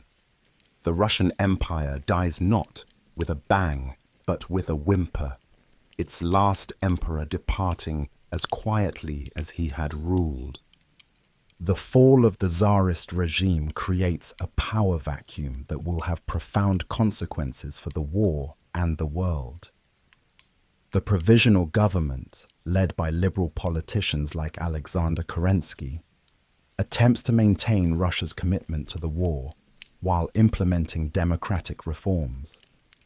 But they face an impossible task, continuing an unpopular war while satisfying popular demands for peace, land, and bread. The dual power system that emerges in Russia, with the provisional government controlling the official apparatus and the Soviets, workers' councils, controlling the streets, creates a situation of fundamental instability. The Soviets, dominated by socialist parties, represent the radical demands of workers and soldiers, while the provisional government tries to maintain continuity with the old order. This division will soon lead to further revolution. Vladimir Lenin, leader of the Bolshevik faction of the Russian Social Democratic Party, returns to Russia in April 1917 with German assistance. The Germans, recognizing that Lenin's opposition to the war serves their interests, provide him with safe passage through Germany in the famous sealed train. Lenin's arrival in Petrograd electrifies the revolutionary movement and sets the stage for the events that will follow. Lenin's April theses call for an immediate end to the war, the redistribution of land to the peasants, and the transfer of power to the Soviets. His slogan, "Peace, Land, Bread," captures the desires of war-weary Russians better than the complex constitutional arrangements proposed by the provisional government. Lenin's radical program appeals to soldiers who want to go home, peasants who want land, and workers who want better conditions. The provisional government's decision to continue the war proves fatal to its legitimacy. The Kerensky Offensive, launched in July 1917, initially achieved some success under General Alexei Brusilov. Russian forces advance against Austrian positions, capturing territory and prisoners. But the offensive soon stalls, and German counterattacks push Russian forces back with enormous losses. The failure of the Kerensky Offensive destroys what little credibility the provisional government retains with the army. Russian soldiers, promised that this would be the last offensive, feel betrayed by their leaders. Entire units dissolve as soldiers desert en masse, taking their weapons with them. The Russian army, once the Tsar's most powerful instrument of control, ceases to exist as an effective fighting force. The collapse of military discipline spreads revolutionary ferment throughout the Russian Empire. Soldiers' committees challenge the authority of officers, peasants seize the land of their former masters, and workers take control of factories. The old social order disintegrates as revolutionary enthusiasm sweeps away centuries of tradition and hierarchy. The The Kornilov affair in August 1917 further weakens the provisional government. General Lava Kornilov, the army's commander-in-chief, attempts to march on Petrograd to restore order. Kerensky, fearing a military coup, appeals to the Bolsheviks for help. The Bolsheviks organize workers and soldiers to resist Kornilov, but the general's forces melt away without fighting. The affair discredits both the military and the provisional government while strengthening the Bolsheviks. The October Revolution, November 7, 1917 in the Western calendar, brings the Bolsheviks to power in what is almost a bloodless coup. Lenin, supported by Leon Trotsky's organization of the Red Guards, seizes key points in Petrograd while the provisional government huddles in the Winter Palace. The revolution succeeds not because of Bolshevik strength, but because of the government's weakness and unpopularity. The Bolshevik seizure of power sends shockwaves around the world.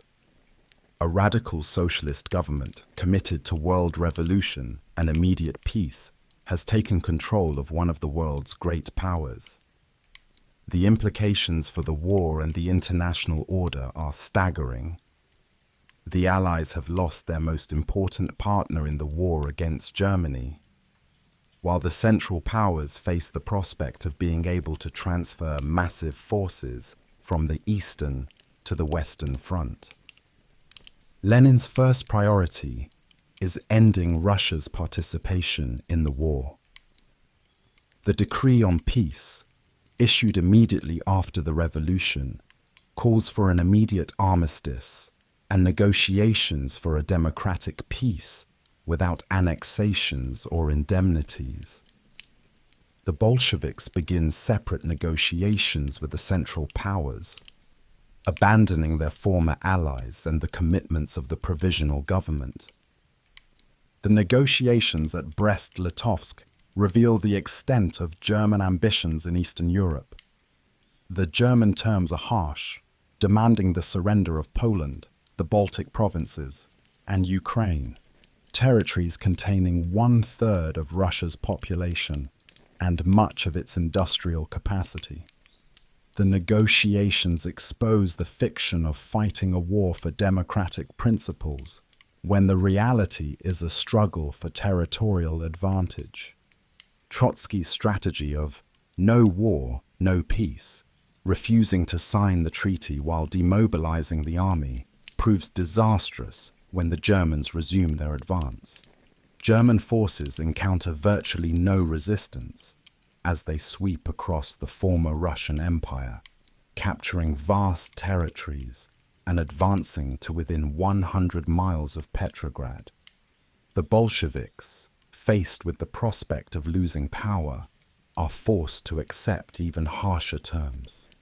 The Treaty of Brest-Litovsk, signed on March 3, 1918, represents a catastrophic defeat for Russia.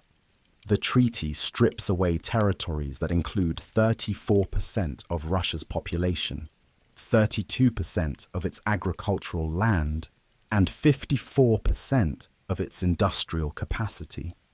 The Russian Empire, which had entered the war as one of the world's great powers, exits as a broken state struggling to survive.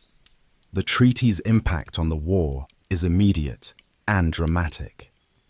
Germany can now transfer 44 divisions from the Eastern Front to the West, giving it a temporary numerical advantage for the first time since 1914. The additional troops provide Germany with the opportunity to launch a decisive offensive before American forces arrive in Europe in significant numbers. But the treaty also reveals the fundamental problem with German strategy. The territories gained in the east require enormous garrison forces to maintain control, while the economic benefits prove disappointing. The German army finds itself scattered across vast territories, from the Baltic to the Black Sea, weakening rather than strengthening its overall position. The Russian Revolution's impact extends far beyond the military balance.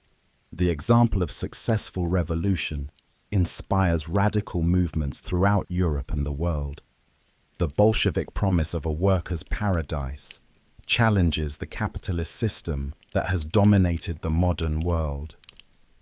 The revolution creates a new ideological dimension to international conflict that will shape the remainder of the 20th century.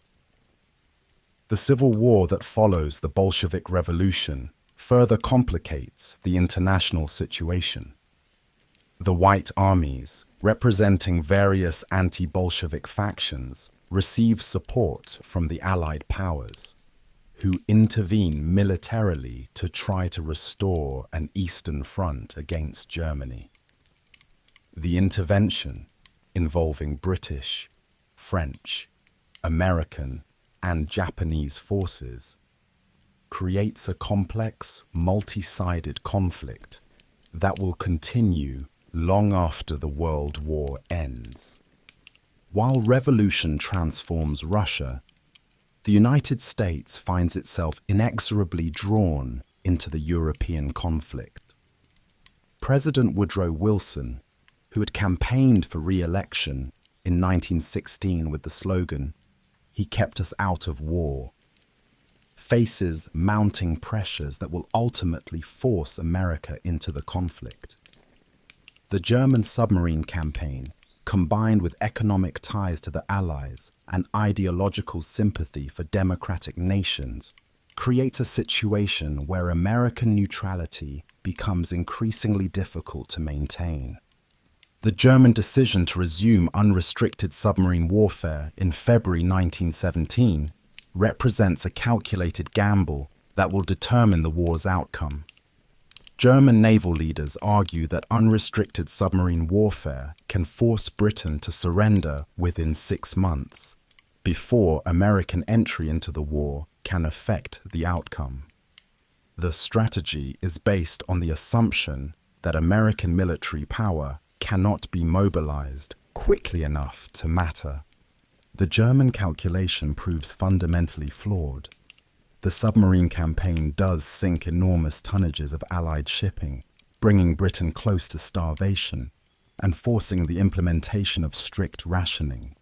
But it also provides Wilson with the justification he needs to ask Congress for a declaration of war. The American entry into the war ultimately provides the Allies with the resources and manpower needed for victory. The Zimmermann telegram, intercepted by British intelligence in January 1917, provides additional justification for American entry into the war. The telegram, sent by German Foreign Secretary Arthur Zimmermann to the German ambassador in Mexico, proposes a German-Mexican alliance against the United States. The publication of the telegram causes outrage in America and helps build public support for war. Wilson's war message to Congress on April 2, 1917, frames American entry in idealistic terms. The world must be made safe for democracy, Wilson declares, presenting the war as a crusade for democratic values rather than a mere power struggle. Wilson's rhetoric transforms the conflict from a European balance of power war into a global struggle between democracy and autocracy. The American declaration of war on April 6, 1917, marks a turning point in both the war and American history. The United States, which had maintained its isolation from European conflicts since the Monroe Doctrine, commits itself to playing a major role in world affairs. The decision to enter the war represents a fundamental shift in American foreign policy that will have consequences extending far beyond the armistice. The American military contribution to the war effort is initially more symbolic than substantial. The United States has a regular army of only 128,000 men, smaller than the armies of some European divisions. The American economy, while large, is not organized for war production. The challenge of mobilizing American resources for the European war seems almost insurmountable. The arrival of General John J. Pershing in Paris in June 1917 symbolizes American commitment to the war effort. Pershing, a professional soldier with experience in the Indian Wars, the Spanish-American War, and the Mexican border campaign, brings American military leadership to Europe for the first time. His presence reassures the war-weary allies that help is coming, even if it cannot arrive immediately. The American mobilization effort is remarkable in its scope and speed. The Selective Service Act institutes the draft, registering 24 million men and inducting 2.8 million into the army. American industry converts to war production with remarkable efficiency, producing everything from rifles to aircraft. The War Industries Board coordinates production, while the Food Administration manages agricultural resources. The American Expeditionary Force that arrives in France represents a new kind of army. Unlike the European forces, which are composed largely of conscripts with minimal training, the AEF consists of volunteers and draftees who receive extensive training before deployment. American forces bring new tactics, new equipment, and most importantly, new enthusiasm to the stalemated Western Front. Pershing's insistence on maintaining American independence creates tensions with Allied commanders. The Europeans, desperate for manpower, want to integrate American troops into their depleted units. Pershing refuses, insisting that American forces fight as independent units under American command. This decision proves crucial in maintaining American military effectiveness and political influence. The first significant American engagement comes at Cantigny in May 1918, where the 1st Division captures and holds a German-held village. The action is small in scale, but enormous in symbolic importance, demonstrating that American forces can fight effectively on the Western Front. The success at Cantigny boosts Allied morale and provides valuable experience for American commanders. The American contribution to the war effort extends beyond military forces. American financial resources, mobilized through Liberty bonds and other means, provide crucial support to the Allied war effort. American industrial production, protected by ocean barriers from enemy attack, helps offset the losses inflicted by German submarines. The American home front mobilizes with enthusiasm that reminds Europeans of their own early war spirit. The arrival of American forces coincides with Germany's last desperate attempt to win the war, before overwhelming Allied superiority makes victory impossible. The German spring offensive of 1918, known as the Kaiser's Battle, represents the final gamble of the Central Powers. General Erich Ludendorff, who has become Germany's virtual dictator, stakes everything on a series of attacks designed to break the Allied lines before American forces arrive in decisive numbers. The German offensive is based on new tactical innovations developed on the Eastern Front. The stormtrooper tactics, featuring small groups of highly trained soldiers infiltrating enemy lines, offer hope of breaking the deadlock that has characterized the Western Front. The Germans also benefit from the divisions transferred from the Eastern Front, giving them a temporary numerical advantage. The first phase of the German offensive, launched on March 21, 1918, achieved stunning initial success.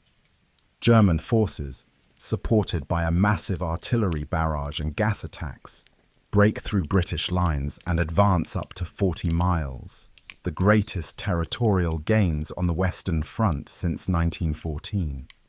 The German advance threatens to split the British and French armies and capture the vital railway junction at Amiens. The success of the German offensive creates panic in the Allied camp. Field Marshal Douglas Haig, commanding British forces, issues his famous backs-to-the-wall order, calling on his troops to fight to the last man. The French government prepares to evacuate Paris, while the British consider evacuating their forces from the continent. The war hangs in the balance as German forces advance toward decisive victory. The crisis forces the Allies to finally unify their command structure.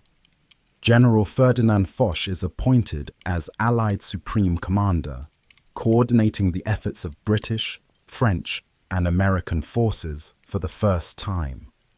The unified command enables the Allies to shift reserves to threatened sectors and present a coordinated defense against German attacks. The German offensive, despite its initial success, gradually loses momentum. The advancing German troops, many of them half-starved due to the British blockade, stop to loot Allied supply dumps rather than continuing their advance. The German army, weakened by years of attrition, lacks the strength to exploit its tactical successes. The offensive stalls as German forces outrun their supplies and face stiffening Allied resistance. The second phase of the German offensive, launched in April 1918, targets British forces in the Lys sector. The attack, aimed at capturing the Channel ports, initially achieves success as Portuguese and British forces give ground. But the British, fighting with their backs to the sea, rally and hold the German advance. The offensive fails to achieve its objectives, and German casualties mount without decisive gains. The third phase, launched in May 1918, targets the French sector around the Chemin des Dames. German forces achieve their greatest single-day advance of the war, reaching the Marne River and threatening Paris. The German advance comes within 40 miles of the French capital, causing panic and another wave of civilian evacuation. But the advance is too narrow to be decisive, and French reserves contain the German penetration.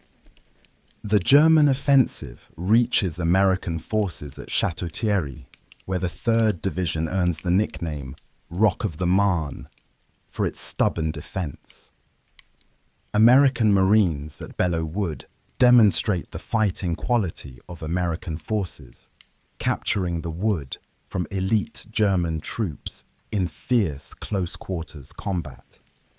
The battles mark the beginning of significant American participation in the war. The final phase of the German offensive, launched in July 1918, represents Germany's last chance for victory.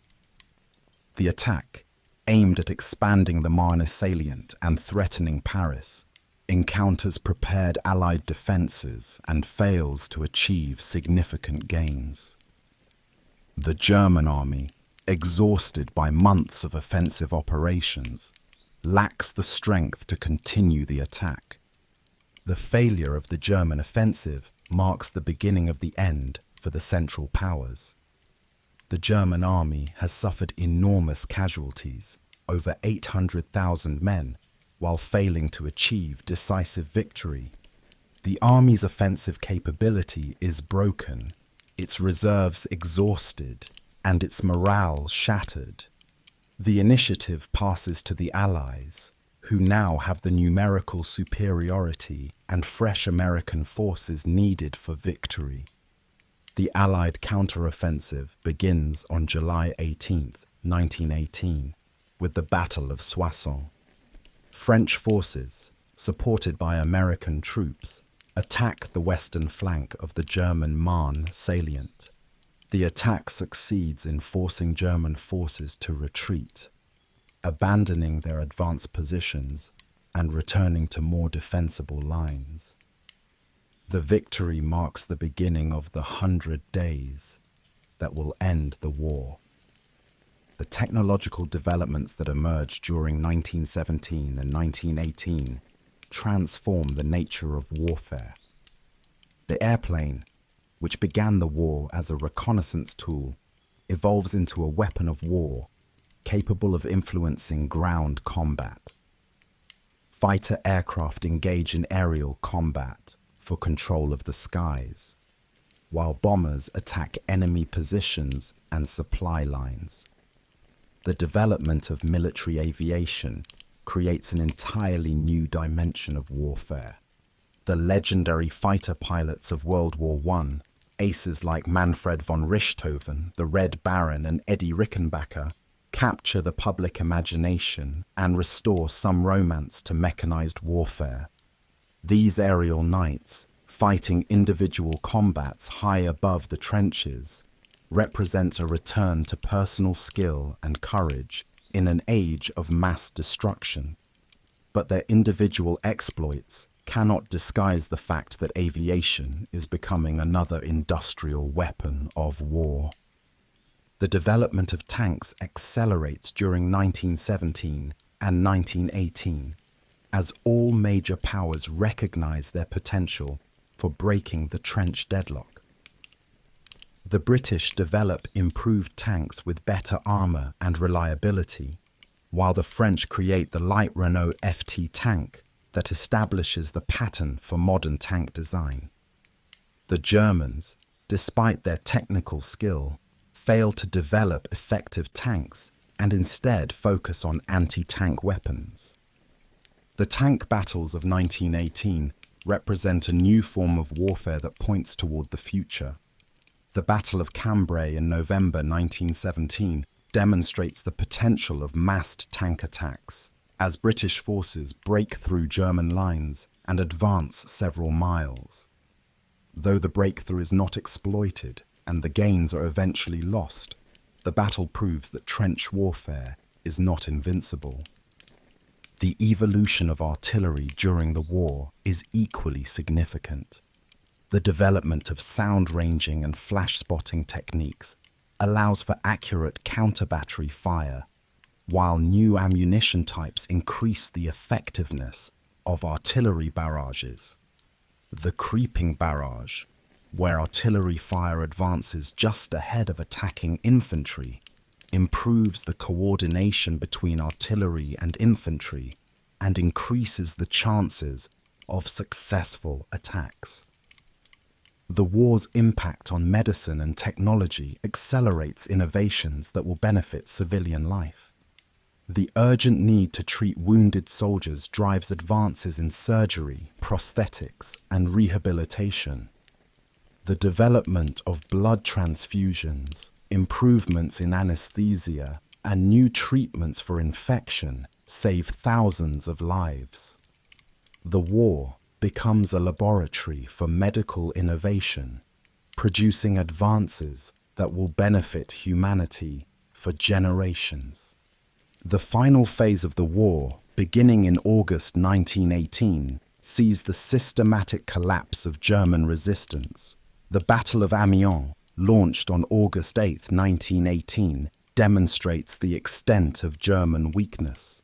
Allied forces, supported by tanks and aircraft, break through German lines and advance 8 miles on the first day. Ludendorff calls August 8th the Black Day of the German army, recognizing that his forces can no longer maintain effective resistance. The success at Amiens is followed by a series of Allied offensives that systematically eliminate German salients and force a general retreat. The British advance in the north, the French in the center, and the Americans in the south, creating a coordinated pressure that the Germans cannot resist. The German army, decimated by casualties and weakened by desertion, can no longer maintain continuous front lines. The American forces play an increasingly important role in the final Allied offensives. The Battle of Saint-Mihiel, launched in September 1918, represents the first major American offensive operation. American forces, supported by French tanks and aircraft, eliminate the German salient and capture 15,000 prisoners. The success demonstrates the growing effectiveness of American forces and their ability to conduct independent operations. The Meuse-Argonne offensive, beginning September 26, 1918, represents the largest American battle of the war. Over 1 million American soldiers participate in the offensive, which aims to cut the German supply lines and force a general retreat. The offensive encounters fierce German resistance in difficult terrain, leading to some of the war's bloodiest fighting. The Meuse-Argonne battle reveals both the strengths and weaknesses of American forces. American troops display courage and determination, but their inexperience leads to tactical mistakes and heavy casualties. The offensive eventually succeeds, but at a cost that demonstrates the continuing deadliness of modern warfare, even in the war's final phase. The collapse of Germany's allies accelerates the end of the war. Bulgaria signs an armistice on September 29, 1918, opening the Balkans to Allied advance. The Ottoman Empire, facing British advances in Palestine and Mesopotamia, signs an armistice on October 30th. Austria-Hungary, torn apart by nationalist revolts, signs an armistice on November 3rd. Germany finds itself fighting alone against overwhelming odds. The German home front, weakened by 4 years of British blockade, begins to collapse. Food shortages create widespread hunger, while the loss of faith in victory undermines civilian morale. The German people, promised victory by their leaders, face the reality of defeat and the prospect of invasion. Revolutionary sentiment, inspired by the Russian example, spreads through German cities. The German naval mutiny at Kiel in November 1918 signals the final collapse of German resistance. German sailors, ordered to sea for a final futile battle against the British fleet, refuse to obey orders and take control of their ships. The mutiny spreads to other naval bases and then to the army, as German forces refuse to continue fighting a war they cannot win. The German Revolution of November 1918 brings down the Kaiser and establishes a republican government. Kaiser Wilhelm II, abandoned by his generals and facing the prospect of civil war, abdicates and flees to the Netherlands. The German Empire, which had dominated Central Europe for nearly 50 years, collapses as completely as the Russian Empire had the previous year. The armistice negotiations begin as German resistance crumbles. The German delegation, led by Matthias Erzberger, meets with Allied representatives in a railway car in the forest of Compiègne. The armistice terms are harsh, requiring German withdrawal from occupied territories, the surrender of military equipment, and the continuation of the British blockade. The Germans, facing the alternative of invasion and occupation, accept the terms. The armistice of November 11, 1918, ends the fighting but not the war. The ceasefire takes effect at 11:00 a.m. on the 11th day of the 11th month, a symbolic moment that will be remembered as the end of the Great War. But the armistice is only a temporary ceasefire, and the final peace settlement will take months to negotiate. the human cost of the war is staggering beyond comprehension. Over 15 million people have died. Soldiers and civilians, young and old, from every nation involved in the conflict. The war has claimed the lives of nearly an entire generation of young men, leaving behind widows, orphans, and communities forever changed by their loss. The statistics of death and destruction tell only part of the story. The war has shattered the optimism of the pre-war era and replaced it with a deeper understanding of human capacity for both heroism and horror. The survivors return home changed by their experiences, carrying with them memories of a conflict that defies easy explanation or justification. The economic impact of the war is equally devastating. The cost of the conflict, estimated at over $200 billion, has bankrupted nations and destroyed the international financial system. The war has created a new class of debtor nations, while the victorious powers struggle to pay for their victory. The economic consequences of the war will influence international relations for decades to come. The social impact of the war is equally profound. The conflict has accelerated social changes that might have taken decades to achieve in peacetime. Women have entered the workforce in unprecedented numbers, challenging traditional gender roles. The class system has been disrupted as aristocrats die in the trenches alongside peasants and workers. The war has created a more democratic society, but at an enormous cost. The technological legacy of the war is more positive, as military innovations find peaceful applications. The development of aviation, radio communication, and medical techniques will benefit humanity for generations. The war has accelerated scientific and technological progress, producing innovations that will transform civilian life in the post-war world. The political consequences of the war are revolutionary. 4 great empires, the German, Austro-Hungarian, Russian, and Ottoman empires, have collapsed, replaced by new nations based on the principle of national self-determination.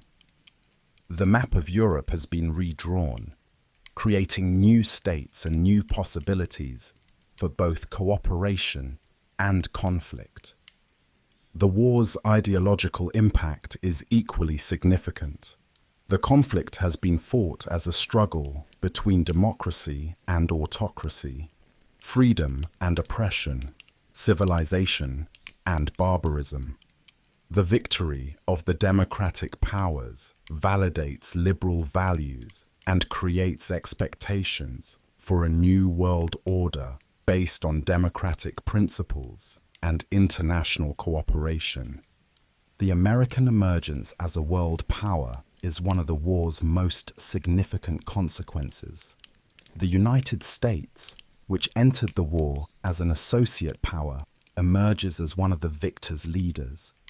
President Wilson's 14 points become the basis for the peace settlement, while American financial and military power makes the United States a major factor in world affairs. The Russian Revolution's impact extends far beyond the war itself. The establishment of the world's first communist state creates a new ideological challenge to the capitalist system. The Bolshevik example inspires revolutionary movements throughout the world, while the Allied intervention in the Russian Civil War creates lasting hostility between the Soviet Union and the Western democracies. The war's cultural impact is equally profound. The conflict has shattered the cultural certainties of the pre-war era, replacing them with modernist movements that reflect the war's fragmentation and disillusionment.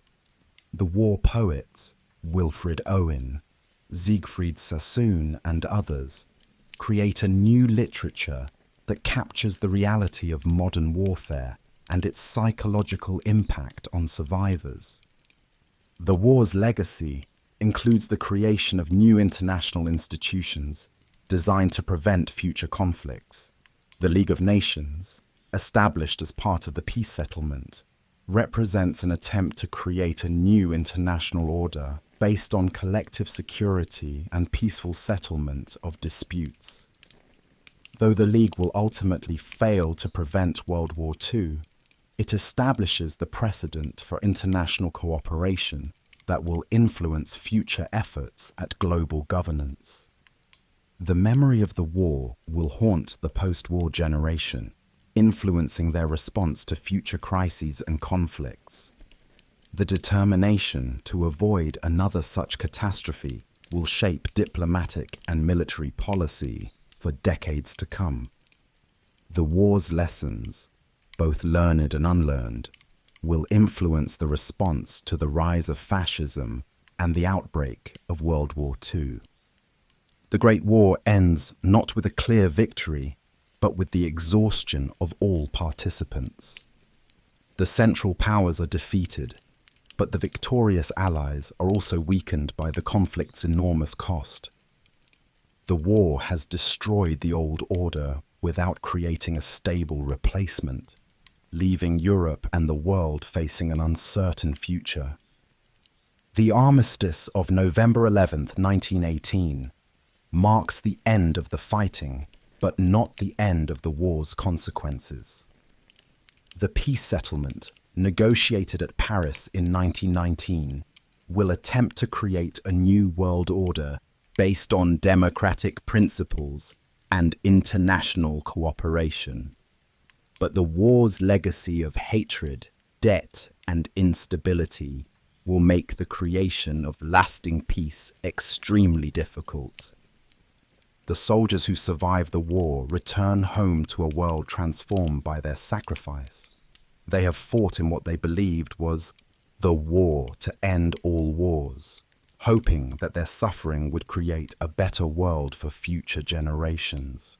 Whether that hope will be fulfilled remains to be seen, but their sacrifice has certainly created a world fundamentally different from the one they knew before 1914. The Great War's end marks the beginning of the modern era, with all its possibilities and perils. The conflict has demonstrated both the destructive potential of modern technology and the capacity of human beings to endure unimaginable suffering. The survivors face the challenge of creating a world worthy of their sacrifice, a world where such a conflict will never again be necessary. As we reach the end of our journey through the Great War, we are left with questions that each generation must answer for itself. How do we honor the memory of those who died? How do we learn from the mistakes that led to such a catastrophe? How do we create a world where such conflicts are no longer necessary? These questions remain as relevant today as they were in 1918, reminding us that the Great War's most important lesson may be the need for continued vigilance in the defense of peace and human dignity. The Great War officially ends with the signing of the Treaty of Versailles on June 28, 1919, exactly 5 years after the assassination of Archduke Franz Ferdinand.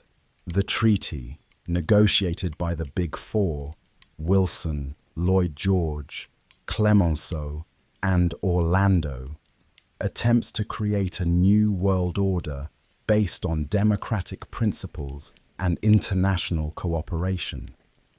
But the treaty's harsh terms toward Germany will create resentments that will contribute to the next World War. The war that began with a single gunshot in Sarajevo has transformed the world in ways that its architects could never have imagined.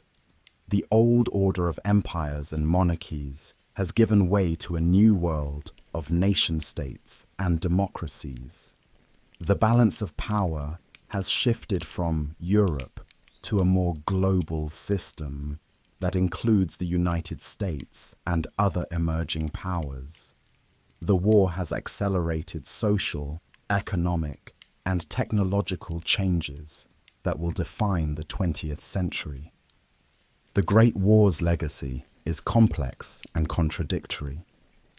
It has brought about the collapse of autocratic empires and the expansion of democratic government. It has accelerated social progress and women's rights while creating new forms of total war that blur the distinction between combatants and civilians. It has produced technological innovations that will benefit humanity while creating weapons of unprecedented destructive power. The war's most lasting legacy may be its impact on human consciousness. The conflict has shattered the optimism of the pre-war era and replaced it with a more complex understanding of human nature and historical progress. The survivors know that civilization is fragile, that progress is not inevitable, and that the price of freedom is eternal vigilance. The generation that fought the Great War will spend the rest of their lives trying to understand what they have experienced and what it means for the future. Their children will grow up in a world shaped by the war's consequences, while their grandchildren will face the challenge of preventing another such catastrophe. The war's lessons about the dangers of nationalism, the importance of international cooperation, and the need for strong democratic institutions remain relevant today. The Great War ends, but its story continues. The world that emerges from the conflict will face new challenges and opportunities, shaped by the war's legacy, but not determined by it. The future remains unwritten, waiting for each generation to decide whether the Great War's sacrifices will ultimately lead to a better world, or whether humanity will repeat the mistakes that led to such devastation. In the end, the Great War's most important lesson may be the simplest. That war is too serious to be left to the politicians and generals who start them. The price of conflict is paid by ordinary people, soldiers and civilians, young and old, from every nation and every walk of life. The responsibility for peace belongs not to leaders alone, but to all of us, in every generation, who must choose between the path of conflict and the harder path of understanding, cooperation, and mutual respect. The guns fell silent on November 11th, 1918, but the echoes of the Great War continue to reverberate through history. The world that emerged from the conflict was fundamentally different from the one that entered it, shaped by the war's innovations, tragedies, and transformations. Empires had crumbled, nations had been reborn, and the very nature of warfare had been forever altered. The technological advances born from necessity, aviation, chemical weapons, medical breakthroughs, and communication systems would reshape not only future conflicts, but civilian life itself. The social fabric of nations bore permanent scars and unexpected strengths. Women had entered the workforce in unprecedented numbers, challenging traditional roles and accelerating movements for equality. Class structures that had seemed immutable were shaken, as shared sacrifice in the trenches and on the home front created new bonds across old divisions. The war's aftermath would see the rise of labor movements, the extension of voting rights, and a questioning of authority that would define much of the 20th century. Yet perhaps the war's greatest legacy was not in its immediate consequences, but in its demonstration of humanity's capacity for both destruction and resilience. The same ingenuity that created poison gas also led to life-saving medical advances. The same societies that mobilized for total war would later strive to build international institutions dedicated to peace. The generation that survived the war would carry with them both the trauma of what they had witnessed and the determination to ensure that such devastation never again consumed the world. The Great War ended, but its lessons remain eternally relevant. That the bonds of civilization are more fragile than we imagine. That the cost of hatred is measured in millions of lives. And that the choice between peace and war ultimately rests with each of us. In remembering those who fell, we honor not just their sacrifice, but our obligation to build the world they died hoping to see, one where such sacrifice would never again be necessary.